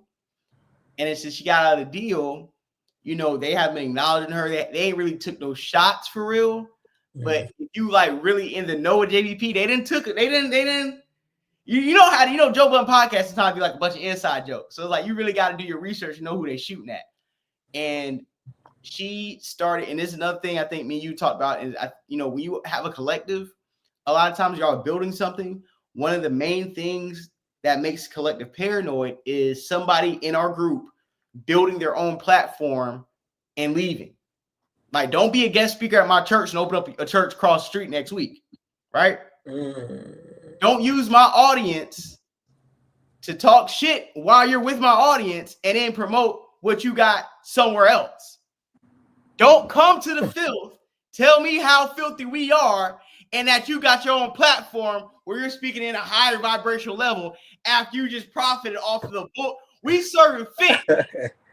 If we serving fit on Monday, be on the block with the fit. Don't come with no Bible and no bean pies talking about, hey, we got something different, my brother. Bro. Yeah, bitch, you gonna blow your shit. You gonna blow your top off. We gonna get you up out of here, nigga. Stop trying to clean these niggas up. We need to lie right around the corner, nigga. It's Monday. Hey, check, clear. Hey, you hit that. Hey, you hit that one on the head, bro. Because you know it bring up a lot of memories, man. Don't be on the block moving this work with me, and then next week you want to change your life, bitch, nigga. You can't be a trap nigga and a Muslim at the same time. You can't be serving bean pies and 8 balls out the same hand. But so what she did is she started a show called Hot and Bothered. It ain't really pop off like that, but it's been both. She leaves the JBP. She got a little break, and now she's coming back with Joe Budden's biggest op, Charlemagne, on a one-on-one interview. And this is why Charlemagne is a snake, and I don't trust niggas like Charlemagne. Hold on. Oh, how long they been beefing, bro? Charlemagne and Joe? They been beefing? So they've been beefing. I fell off on actually watching JBP after I felt that his whole setting was the presidential suite because he used to sit on Clubhouse and listen to our rooms on his free time, and when he started getting women and adding 4 to 5 guest people on his stage, I started to feel like, damn, Joe, he studied me, man, and studied my group and studied my people, bro, and he brought it to the platform. And that's how they do most small content creators. They come down, they study us, and then they go to the big dog with it. Kind of like Tim. That's not either. But anyway, so no, fuck all that. Just like the music industry. What's that dude name? I forgot his name. Anton Daniels. Did the Aaron. Right. It's like, or even I follow Thought Crimes. I don't know if anybody watched Thought Crimes. I love Thought Crimes. Salute the Thought Crimes. Salute to everybody on that platform who supports them. But Thought Crimes low-key called said same thing about JBP and other content creators. And if you remember, Thought Crimes had me, you, L, and a couple of us on back in 2020. So that's another reason to give Thought Crimes a shout out, because they low-key was the only media platform that watched us on Clubhouse and brought us on YouTube. Right. And even if it didn't work, they seen what we was doing. And they say the same thing about Joe and other content creators. They be like, bro, y'all will watch our show, don't give us credit, then go on your show and repeat everything we just said for the last 2 hours on your platform. Like we ain't break down the science and tell y'all what's going to happen before it happened. Then you go on your mainstream platform and act like somebody told you and had to give you credit for it. And don't even, bro, like reach out or nothing, bro. Like, that be the crazy part. Like, and that's why, even though Wack did blow shit up, I at least salute Wack, because Wack at least acknowledged we was a problem and he had to blow us up. Yeah, but he acknowledged we was a problem and blowing us up, all to try to take us down too. So it's sometimes I be like, I respect the visible enemy than one that's hiding in plain sight. I respect the nigga who be like, hey, yo, you a problem? I'm coming for you. Then a motherfucker that can reach down and just take from you and not even act like you not there, bro. That's the only reason why, like, hey, listen, we both got the same issue with dog, but at least I'd rather fight a nigga I can see. That's all I'm saying. And with Melissa Ford and what she did was, and this is what I've been saying with Melissa Ford, is she fine as hell? Yes. With 100% of us smash? Yes. But when you come on the JBP, knowing what type of platform that is, knowing that the main nigga Joe Budden is at the very least self-deprecating, and everybody on this platform talks about themselves, they reveal information that may be uncomfortable on their personal life or their business life for the sake of content, because they understand that just because we know more about you doesn't mean we won't respect you or take you seriously as a podcaster or content creator. Melissa Ford came up there off her name without giving us who Melissa Ford is, without telling us any industry stories, And what she did was like very resentful to not only other women who are more talented than her potting, but just people who deserve bigger opportunities. Melissa Ford came on the Joe Budden podcast off her name without revealing anything. Anytime they wanted to hold her accountable, she would avoid accountability, play the victim, and then anytime it was a topic about men versus women, she would immediately take the woman's point of view, no matter how crazy it sounded, and then she would lie so much that they had to have a replay button to catch her up on her lies. And when I look at Ish, if you really watch the podcast, Ish stopped talking at a certain point, because every time Ish used to talk, Melissa would paint Ish as such a misogynist that Ish was like, bro, I'm either going to go off on you and one of us going to lose our jobs, or I can just shut the fuck up. And I think Joe, because we know niggas like that. It was like low key, I'm not going to say names, but when we used to work with women and certain women would just be so out of pocket, a lot of the men in the group would just stop talking on stage because it's like, I don't want to fight with you because we're on the same team. And you can't work with me on certain topics that will make you look in a better light. So instead of talking or arguing with you on stage, I'm just going to shut the fuck up. And hopefully hopefully Joe Budden can see that his homies aren't talking anymore because of this one bitch. So either you get the bitch out, we could always replace a female. If we got 5 niggas here we got 4, bro, between me, you, Tony, goddamn Two-Tone, and BJ, bro, we don't really, like, even Shy like, nigga, I'm gonna work the back end, I'm gonna jump in when I need to, but y'all got it. So it was the point, bro, if you gonna come in here and try to wreck shit or not follow the program, not even on no misogyny shit, but just on like, bro, we have a brand, we have a face, we got to be one step, one band, one sound. If you want to play the drums off chord, you got to get the fuck on because you think you're bigger than the program. So what happened with Melissa, she thought she's bigger than the program. Joe replaced her with Don't Call Me White Girl. You know a girl, Mona, right? With Mona. And then he brought in some fine motherfuckers. This bitch named Sasha. Boy, that bitch fine as hell. And she I ain't gonna lie though, that Mona trade for Melissa Ford, man, that shit like trading Cole Bryant for Aaron McKee. Man, that shit, goddamn, man. Cause I was like, damn, bro. Cause Mona on her own go hard. You know what I'm saying? I done seen her shit come on Instagram. I was like, man, shout out funny, you feel me? Melissa didn't have like a person attitude, and then it was at times where there's no accountability when we having the gender war conversations, right? It's always left wing liberal. I stand with my sisterhood type shit. You know, the man is wrong regardless, and the woman right regardless. Yeah, you know how that go, right? So it just, I was like, nah, this shit don't make. And then she didn't do it well enough. That's another thing. You know, we know scholars who on that left side, they can push a ish in the corner like, well, she got a goddamn good point. You know what I'm saying?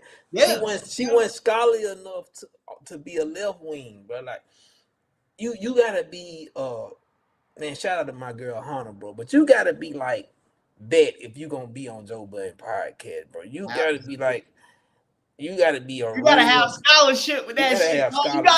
You gotta cook up your feminist point so cold. I gotta disagree.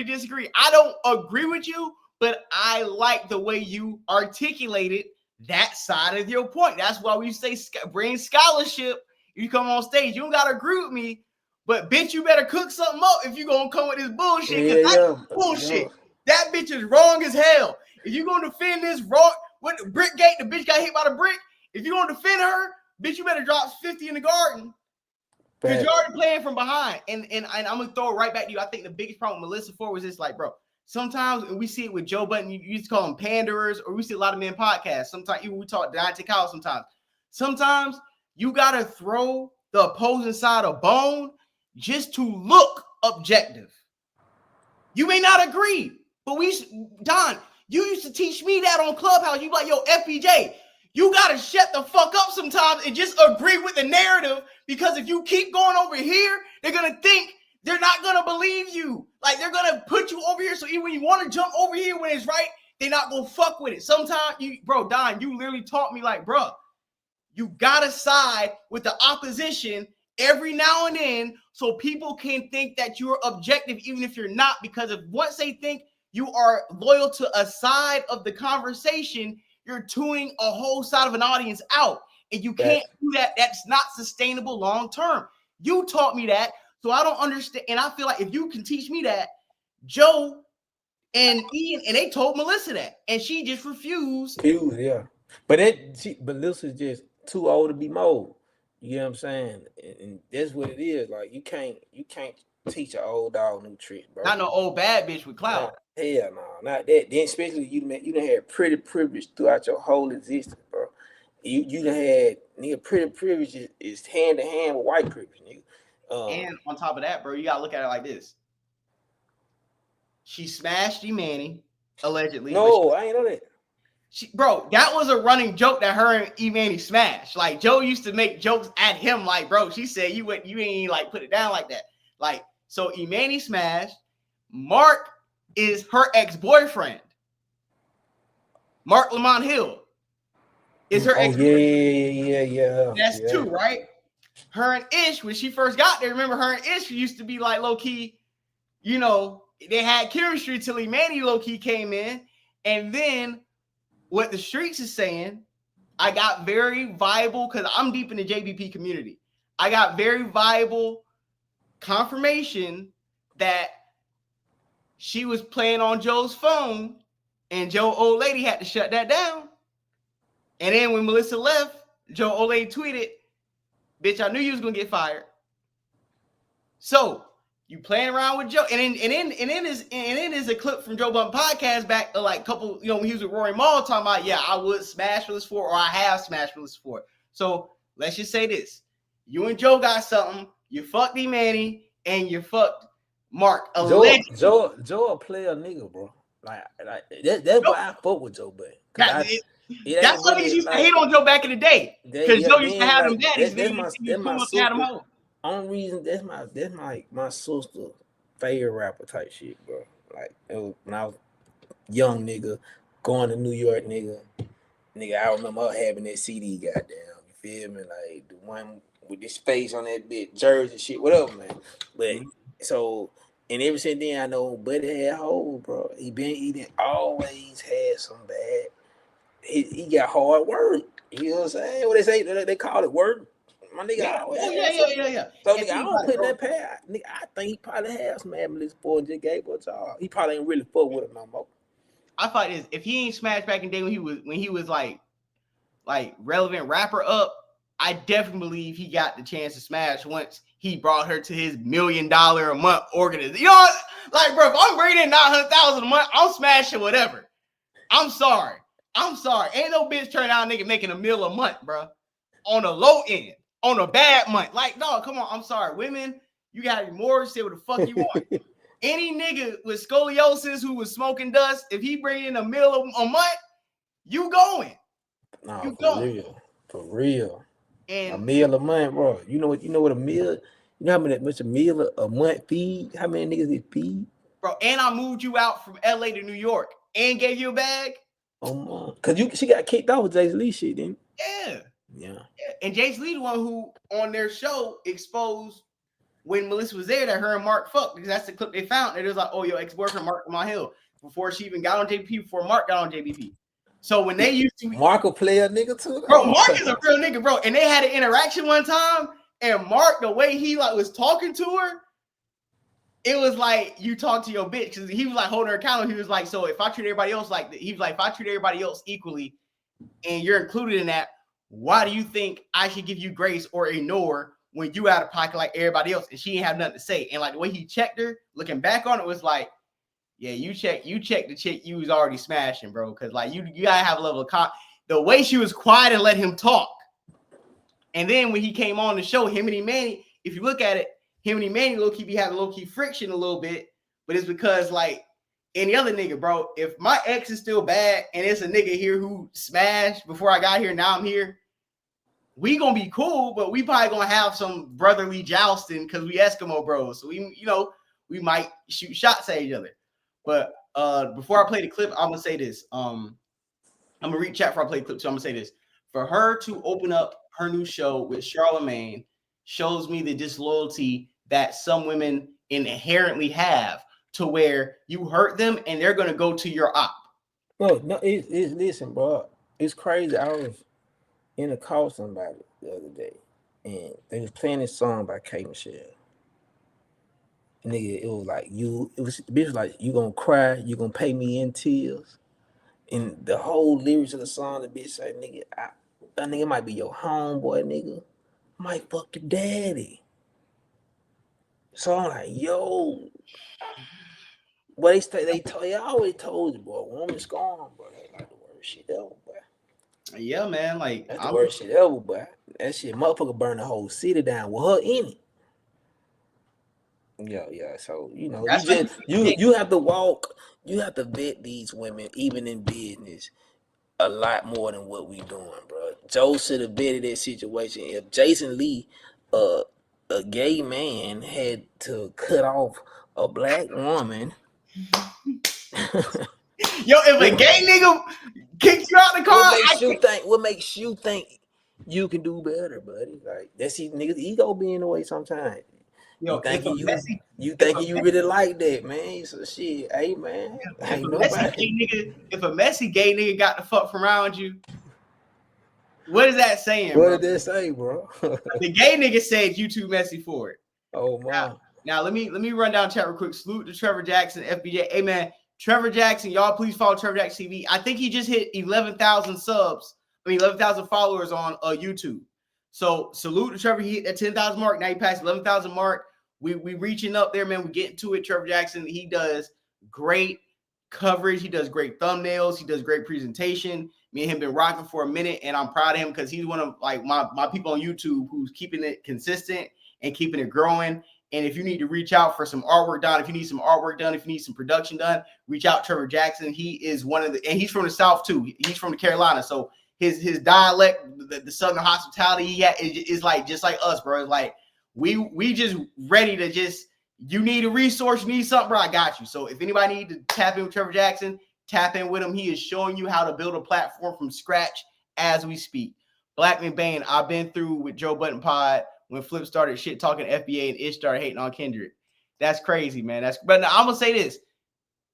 Flip does advocate for FBAs, bro. Even though he's not FBA, he gives Yvette Carnell ADOS, he gives them their props. Him and Joe be, joking about FBAs and ADOS, but I'm keeping it up for Flip not to be a Black American. He has advocated for FBAs. He have made jokes in the past, but he calls Yvette Carnell when they have conversations, and he really does reach out. So I'm gonna give Flip some grace. That man beard come with the bell pepper nose. Who are we talking about? Are we talking about someone on JBP? I got it. Melissa Ford was my first magazine nut. You're crazy, Blackman Bane. Emmanuel and Mark both smashed. A freak in the podcast streets. Mel, come on, bro. We know what time Mel's on with big butts. That's his type, bro. Joe, me, Don, any nigga. Come on, dog. Trevor Jackson's wild. Joe touched it in New Jersey. Joe touched it in New Jersey. That's crazy. She felt a certain way about her replacement. Also, I'm not in her mind, but I know her type, and I have encountered her. Yeah, I mean, I know her type too. Mel loves being the only female in a male group, but what females in male-only groups got to understand is this. Once one or two of us smash, we need a new female in the group. And, bitch, if you're not going to bring her, we're going to replace you.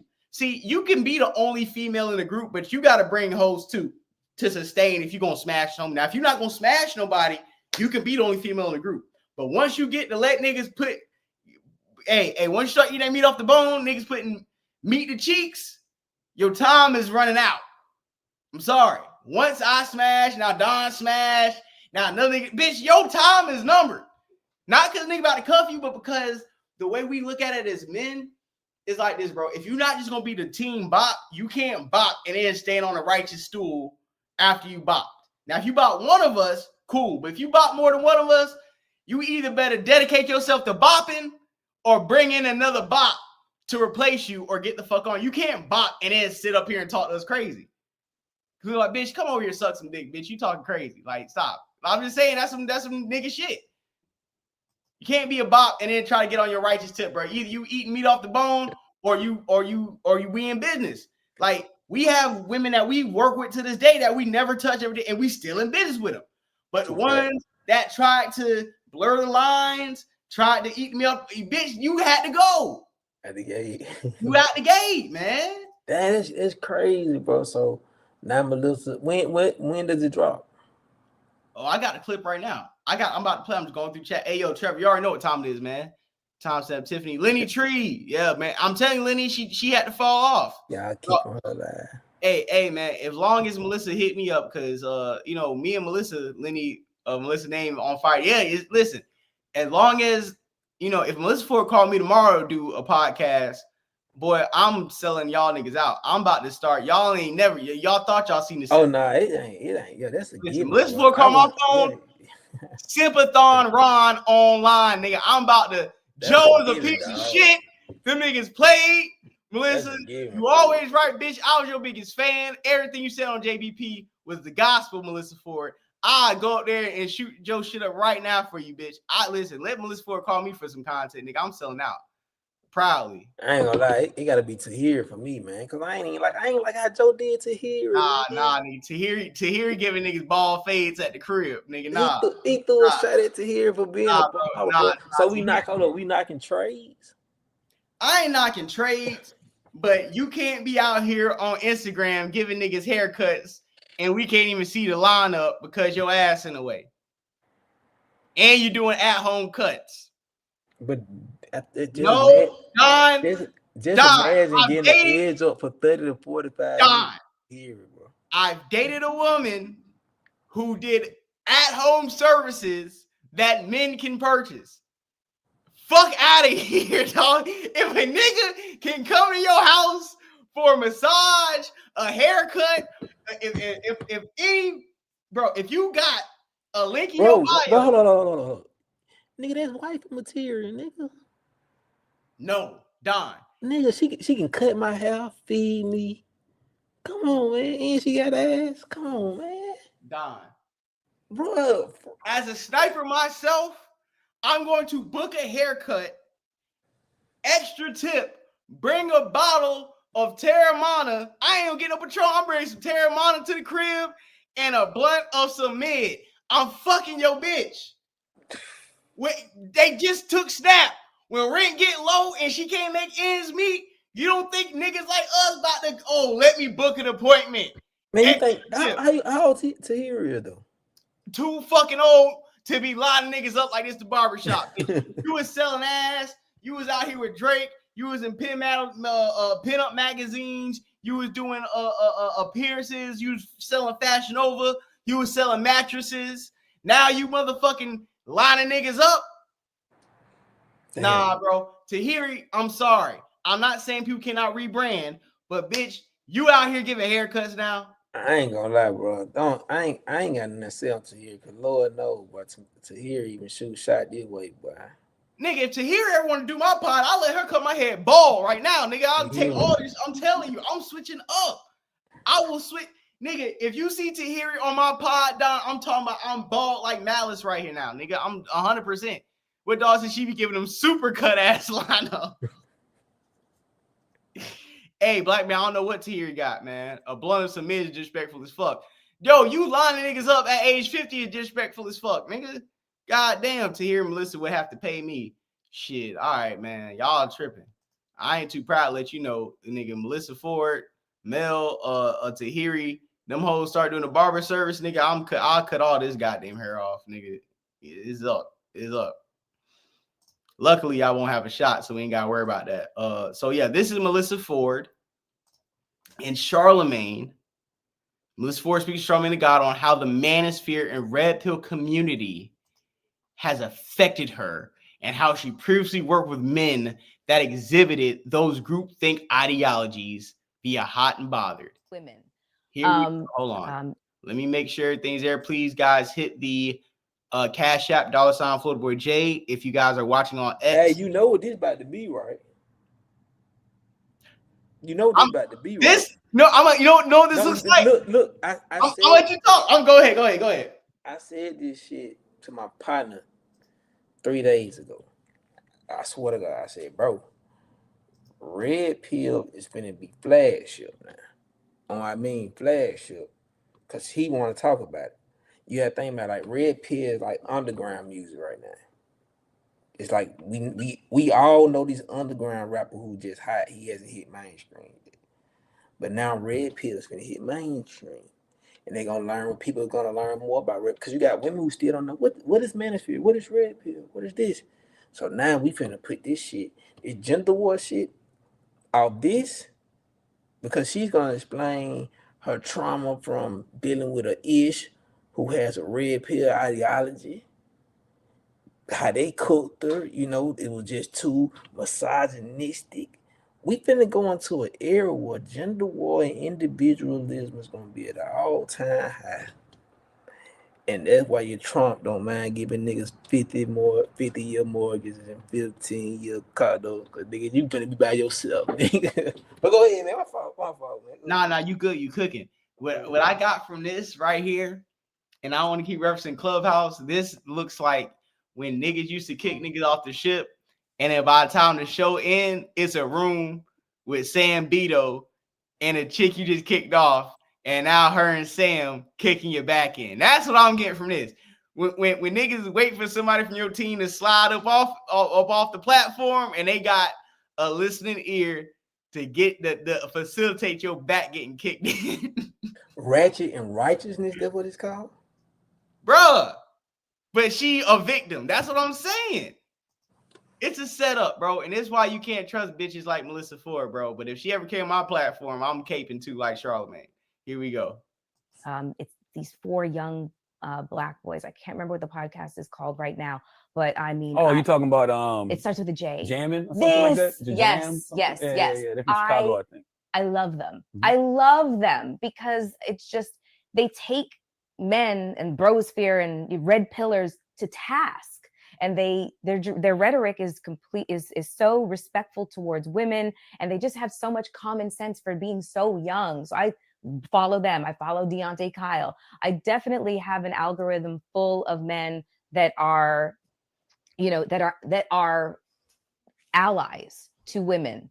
But I will also find myself in the comment section of certain things, and it's just it's very polarizing, and it pulls you. And especially, I've had my own experiences of being around a certain type of a certain group of men who exhibit groupthink, and that groupthink tends to lean very misogynistically.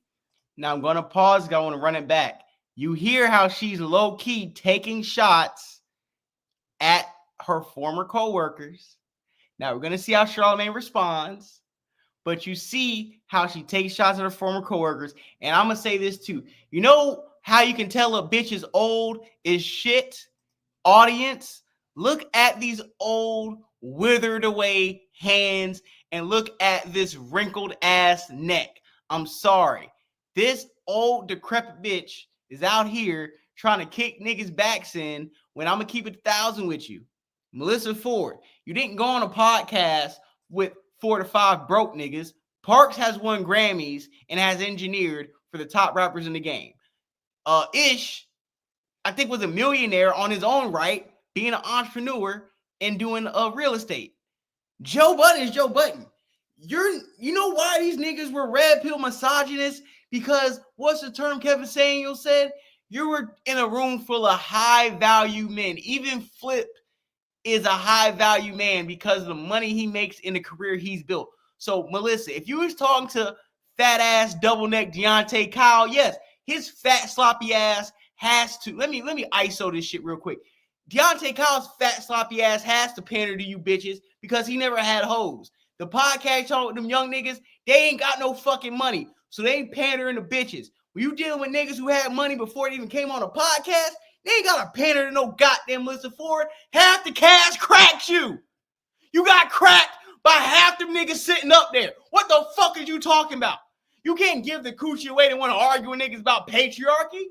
Bitch, get in the kitchen. You want to know what time it is? Look at the stove. If you want to travel, here's a basketball and walk around the motherfucking house. Goddamn birds. So it has an effect on you. as somebody who's just kind of like absorbing it simply just because I'm a woman and I'm the woman in the room kind of thing. It's just. I listen, are there fuck boys out here? Yes, but I still believe in the circle of trust of humans. And I believe that the shooting percentage when it comes to the circle of trust of humans is still very, very high in spite of all the bullshit. And what do I mean by that? We wake up every day, every single one of us, and we trust that we're not going to go crazy. I don't know none of these people in this room, but one of these motherfuckers could go crazy and fuck up the whole day for everybody. You could go to freaking Dunkin' Donuts and order a coffee, and it's that one person in the back who might decide, I'm gonna put some fucking, fentanyl or arson in her shit. Or you might get in the car with the Uber driver and that person decides to run off the road. My point is, we don't think about that type of stuff. You don't go into Dunkin' Donuts and think somebody's gonna put arson into your fucking drink. You don't order the Uber and jump in the car and think this person's gonna run me off the highway. You don't walk in rooms with perfect strangers and be like, okay, who's going to be the person that shoots this shit up? So there's a circle of trust that exists amongst humans. And in spite of all of the bullshit, we do pretty good at making sure that all of us are safe and protected. So I can't base everything off, just the bullshit. Now, do I, raise my daughters with that mentality? Yes, but I also let them know to be aware. Just like right now, I'm aware. I wouldn't walk in here with my own shooter if I wasn't aware. You know what I'm saying? All right, so now we're back. And I want to say salute to Charlemagne, first of all, because I feel like what Melissa Ford just did was she tried to throw Charlemagne the bait to play the victim and kick niggas' backs in. I don't think Charlemagne took the bait. I think Charlemagne is very strategic, and I think what he did on this platform, now I've not watched the full interview, I think this was like a warning shot to Joe to say, hey, I can get in your game room, I can get up close on you with the fire. I ain't gonna pull the trigger, but I'm letting you know I got it on me. And like I said, I haven't watched the full interview, so I don't know if Melissa and Charlemagne got deeper into her stint at the JBP where, she was able to kick his back in. But what I'm pretty much was hearing when she was like, oh, I've been in places where, niggas are misogynist, is red people, you this, and that. It's like, yo, you took the job. You got paid to sit up there. One thing I don't like about people who play the victim is this. If you are getting paid so good, you move from LA to New York City and was financially taken care of based off of the job you were hired on, and the hardest part about your job was debating a room full of men about trending topics, you're not a victim. It was a podcast. You were there to talk. Why are you acting like they were up there abusing you and putting you in a headlock? You had a job. You sucked at your job. Niggas looked at your performance at the job and realized the juice isn't worth the squeeze. What's the point of having a Ferrari if I can't drive it? What's the point of Melissa Ford being up here if she ain't fucking talking? That's my whole point. Trevor said, yeah, Charlotte was with Flip at Invest Fest, and Flip tried to, Flip seen the snake in the grass. Charlemagne played dumb. But my whole point is this. Melissa Ford, the last thing you need to do is go on a revenge tour. What you need to do actually is focus on your platform. It's a lot of people from the Joe Budden community that still rock with you, that are fans of yours, and that are supporters. And the last thing you need to do is use the biggest platform that you have springboarded your own individual podcast on and kick the backs in of probably the majority of the people that are watching your platform, covering you. Like, I'm a JBP community individual. So you got a lot of us who supported you, no matter how much you sucked on the mic. Watch your content, and I don't think it's wise that you are trying to kick the back end of the very same community that has supported you, lifted you up, and gave you a platform to even do what you're doing right now. So, like I said, I haven't listened to the whole podcast. Someone wants to inform me. But for the future, I don't think Melissa Ford is putting her best foot forward by participating in kicking niggas' backs in. And I'll leave it at that. So the next topic, Donnie, if you got anything to say about this Melissa Ford before we get off, just let me know. Nah, I don't got too much to say about Melissa Ford. I got love for Melissa, bro. I'm gonna let you do that, bro. All right, cool. I got love for Melissa too. I'm trying to see, can I do one to eat monies? Man, listen, you know, Imani had what's the name? What's that porn? He had a porn star on his goddamn thing, and that was his girlfriend. I think her name Moan Love. I forgot her name, bro. She light skinned, big lip. That was his girlfriend. He got a Patreon, and he had her on his Patreon. And I'm sorry, Imani bringing up hoes and porn stars and big titty comedians on his Patreon. And as a sniper myself, that's the type of shit I'll pay for. That's the type of content that nigga is bad. Hey, my nigga, you bringing hoes and you crack these hoes and about a paywall? My nigga, pull up to that. Nigga, yes. Imani. I'm about to listen. I'm getting that Patreon. I seen you had what her name, Moan Love or Moni Love, whatever the fuck her name is. You had that bitch on and you had that big titty, unfunny comedian we be laughing hysterically at because we try to smash. Imani got the vision. Yeah. Imani on my type of time.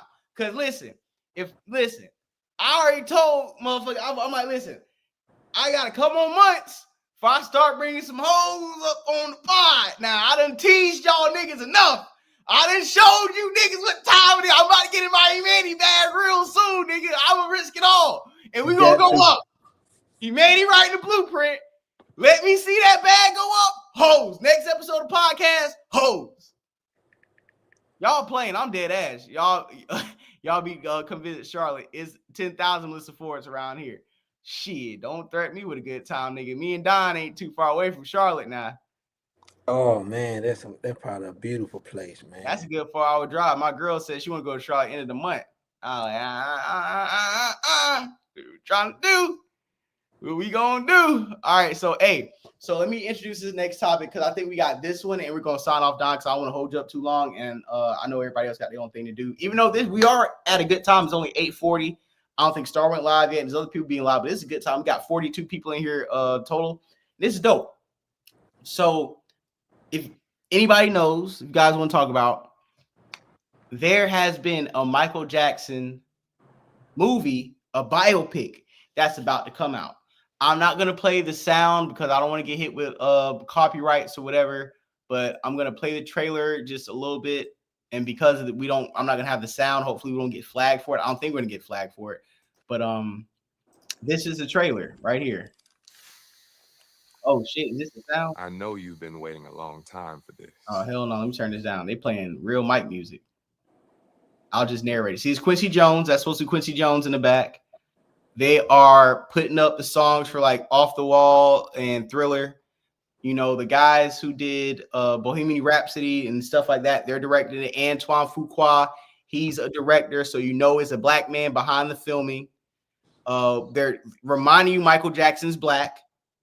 His nephew, which is Jermaine's son, is playing Michael. So this is actually the blood of Michael Jackson reincarnated to play Mike. That's hard.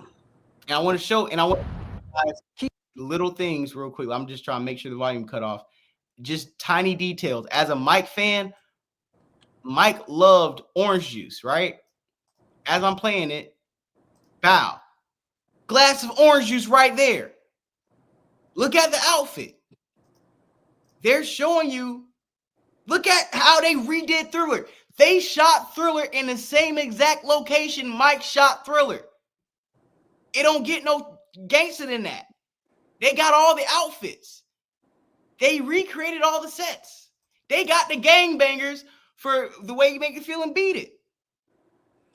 Oh no, bro, it's Lionsgate, bro. Like, bro, they not playing. The budget, it's Lionsgate, bro. Bro, they even gave that nigga a prosthetic nose to make his nose look like his uncle's before the surgery, my nigga. Bro, when you get that Lionsgate or that with the global motherfucker, Universal, yeah. When you see them two intros Just know that budget bigger than a motherfucker, boy. Bro, do you see what they got going on here, bro? That's what I'm saying. That's a big ass budget, boy. Don, when I tell you, when this that budget for that movie, bro, damn near probably close. That be about $500 million. What you said? Universal Lionsgate. Nah, when you see them two, just know the budget for this shit. We have went to. We done spent shit, boy.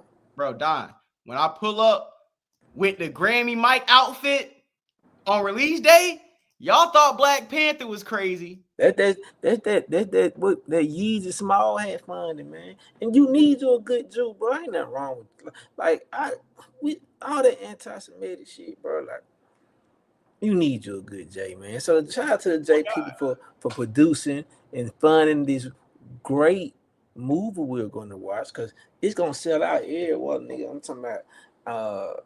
I'm looking for a hoe just to go to the movie with on that type shit. Man, I told my old lady, when we go, I'm dressing up as Mike. I'm going as Mike.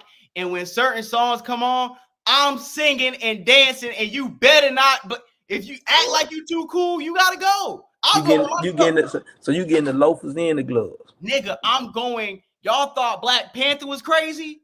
All right. Oh yeah, niggas gonna be crazy. I'm talking about midnight. I'm showing up like it's the PS2 release in the 2000. Niggas gonna be. It's like, bro, this like if they dropped a Ye movie right now, and they had like Ye's son, they had Saint playing Ye. Like, bro, you got this nigga nephew who already sings like him. You don't have another actor who has the pressure of I gotta embody Mike.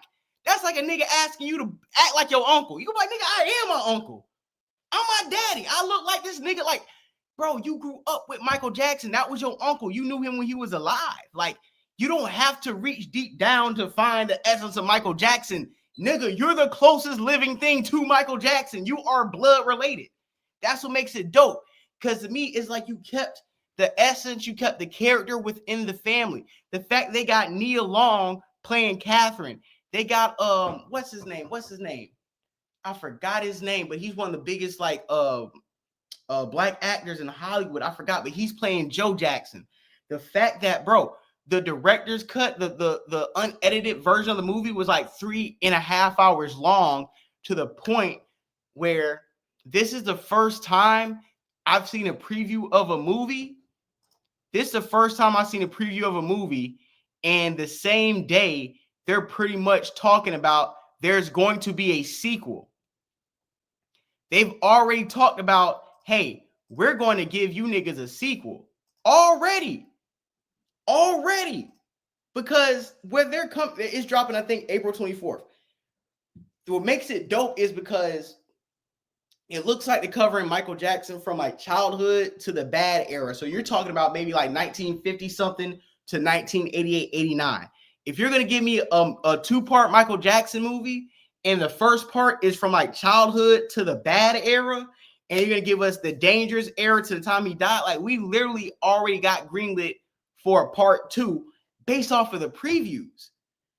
And what this is going to do, if they do it right, which I feel like they're going to do it right, because like I said, you got his nephew playing it. I don't think his nephew or the family would portray Michael in an unsavory light. And I know people are like, well, we got to talk about the drug use and the kids, all the other shit.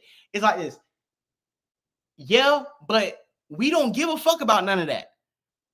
We need a movie to make the people who never seen Mike relive it. Like this is going to be the sinners of 2026. This is going to be the black movie that crushes every box office record for a biopic, for a musical, all types of shit, bro. And I think the biggest thing that I'm excited about, to be honest, is the fact of the accuracy of the wardrobe. I heard they had to call Lady Gaga because Lady Gaga has a lot of his original wardrobe, and she was more than happy to give the studio any and every item she's ever bought. Like, you have people in Hollywood who have bought Michael Jackson stuff that when they got the call, like, hey, we need this jacket, we need this shirt, we need this outfit, we need, you know what I'm saying, we need certain things, they just gave it up. You know what I'm saying? And the only thing Lady Gaga or a lot of these Michael Jackson fans that bought a lot of the valuable stuff they used in it, they didn't ask for no money. They just said, hey, can I watch y'all shoot the movie? Like, can y'all call me so I can be on set when y'all, you know what I'm trying to say? It's like the people who they don't even want money for, they don't want nothing from it. It's like everybody is collectively giving whatever resources they can to make this film happen, bro. So I'm excited about it. Listen, my girl did makeup for the MJ movie. She said there were Jackson family there every day on set, approving and denying things. Bro, you see what I'm saying, Don? Like, bro, like this ain't gonna be no Biggie movie. It's not gonna be like the Tupac movie, bro. Like, bro, Michael Jackson's nephew not gonna play in a role that, you know what I'm saying, bro? It's like if your uncle was smoking crack, it's like, yo, hit the crack pipe like your uncle used to. Nigga, no. I ain't doing it. The dancing, the singing, like, bro, the main actor who's playing Mike, literally, it was kind of like what Big Meech's son did when he sat down for like 2-3 years, did acting school, really embodied the character of his dad. This is what we're gonna see with this Mike movie. So not to go too much longer, I'm gonna pass to you, Don, so you can tell me what you think about it and your perspective on it. But me just landing my plane, because I feel like I flew around the world about this Mike topic. As a fan, I feel like I waited my whole life to get a real, not a Flex Alexander Mike movie, not a VH1, not the American Dream Mike movie that we watched as a kid. That was when it came on at Saturday at 10 p.m. It was gonna stay on TV till 6. This is a modernized, real, authentic Michael Jackson movie that I just feel like is gonna really do him justice in his legacy. No, facts, bro. You said a lot, so I'm just waiting on it. I just think it's finna sell out, bro. This finna be a real black. It's gonna be bigger than Black Panther, bro. Like, this gonna be a real black affair. And not just for the world. I'm gonna even say black people, but just for the world itself. Like, people that really love Mike, bro. I'm just ready for this shit, bro. Cause when I seen the trailer, I was like, yo, this the hardest shit going for. We looking forward to this in 2026, knowing that, we can look forward to the recession and all the other bullshit, but in the midst of these hard times and these struggles, we get us a good Michael Jackson movie, bro. Shout out to the government, bro. Y'all always care about us. Y'all fuck with us. You know what I'm saying? In a time of need. You know what I'm saying? He said, Don said, when this Mike movie drops, shit gonna be ugly outside. Don said, they giving y'all a Mike movie? Oh, it's over. Oh, yeah. Like, Don said, oh, no, they wrapping this shit up for real now. They about to put Mike in there? Oh, hell no. Nah. Nigga, y'all ain't picking up what Don put down. Don said, shout out to the government. I was like, oh, yeah, I know you going. Yeah. Shout out to the government. That's one hard ass. Cause just think about it, bro. Like, man, the world's a stage, bro. But in the midst, give us a treat in the midst of this bullshit. Give us something. Hey, and whether it's a STEMI, or it's a Mike movie, give us something. You give us a Mike movie, we got content for 2 months, bro. Just like the Sinners movie, niggas was cooking all. Yeah, like the Sinners movie, you feel me? And I'm gonna say this too. Go, my bad. Go ahead. Go ahead. No, go ahead, bro. No, you go. I'm gonna take the shot. Go ahead. No, I was just saying, ain't no telling what's gonna be in this movie where people can just just break down, like, yo, did you see this? And you know how they do Sinners and they do all these movies, bro. So I'm like, bro, yeah, this Lionsgate Universe, this finna be some of the hardest shit we ever seen, dog. Like, and I think it's gonna be super cool because on two things. The first thing I'm gonna say is this: you got a lot of non-black Michael Jackson impersonators. You got a lot of people who think Mike was white or they try to whitewash his blackness. This movie is showing you he was, and he will always be ours. He was a Black American man from Gary motherfucking Indiana who was a magic show, was a phenomenon, was a nigga had a hard working daddy, bro.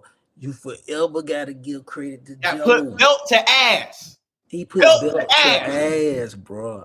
You cannot mention Michael Jackson without saying Joe Jackson, bro.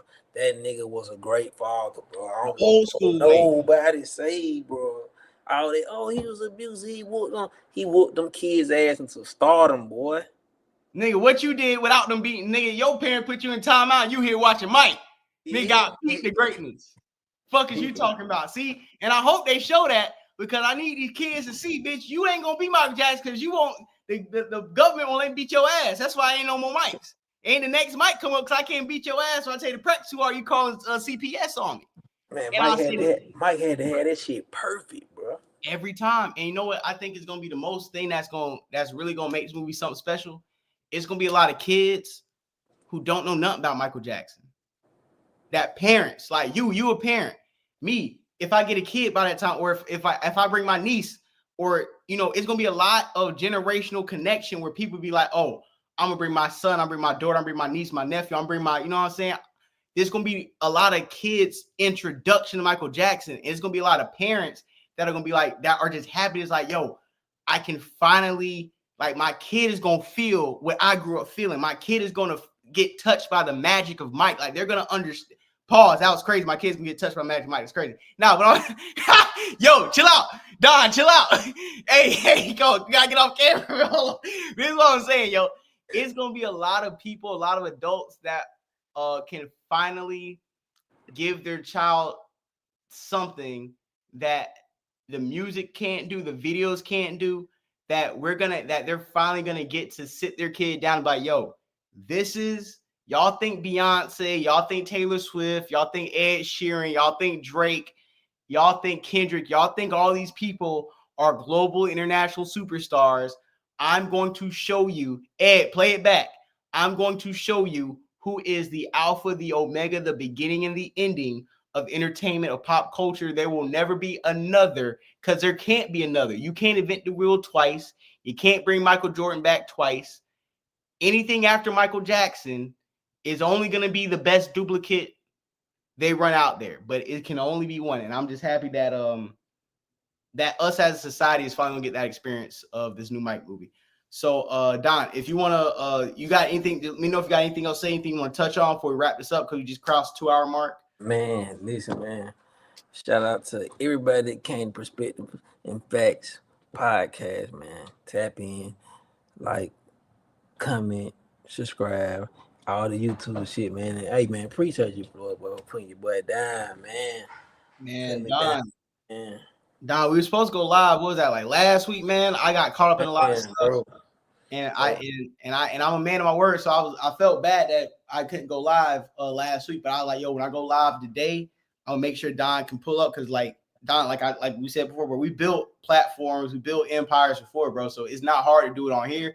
We just gotta stay consistent, and like we did tonight, we gotta give the people what they want. Like live chat, these topics ain't too old. These topics aren't like irrelevant. Even Trevor Jackson said, "Yo, Melissa Ford's name is hot in the algorithm." A lot of the things just to be on YouTube, what makes people want to watch content creators is when we can relate, when we can interact. Like Clubhouse, you taught me how to interact with the chat and the audience via Clubhouse. That's why I can come over here and talk to my chat and let the chat kind of dictate the conversation. Because what I learned is when people feel like they are a part of the show, then it's all of our show. It's our platform. You know what I'm saying? When people call in because they feel comfortable that, hey, we're talking about what we want to talk about. It's not a show where me and you are just an echo chamber. Nobody can comment. We're not reading comments. We're not letting people call in. The fact that people can participate in what we talk about and dictate where we can go with it makes it feel like this is our show. It's not my show. It's our show. Because without y'all, I wouldn't be doing this. Okay. So, you know what I'm saying? I'm gonna go ahead and if Don, you got anything else to say before we sign out? Because you can wrap it up whenever you're ready. I'm good, bro. Man, y'all have a blessed one, man. Everybody, man, pulled up, man. Shout out to y'all. Absolutely, man. I'm gonna say this, man. I appreciate everybody who came in. We're gonna be going live. And I'm going to end the show with one of the best songs we've gotten in the last 20 years. And I hope everybody enjoys this record. I feel like it's very close and near and dear to my heart. And we can't sit up here and act like, let me share the screen, share screen, stop screen, share screen. Yeah. I just want everybody to play this song with me and understand that this is a monumental record. And I'm happy Max B is home. Don, I'm gonna holler at you. Thank you so much. And we're gonna go out to this song. And PSA, please never cuff a hoe or a whore or chicks who go down to 305. Here we go, guys. Peace out. I got my dick sucked in the club. I'm sure you did. When was the last time that happened? That was in 2005 He knows the year. November at Opium in Miami. He knows where it was. She stuck my head under her shirt and did like this. Wow. Did you come?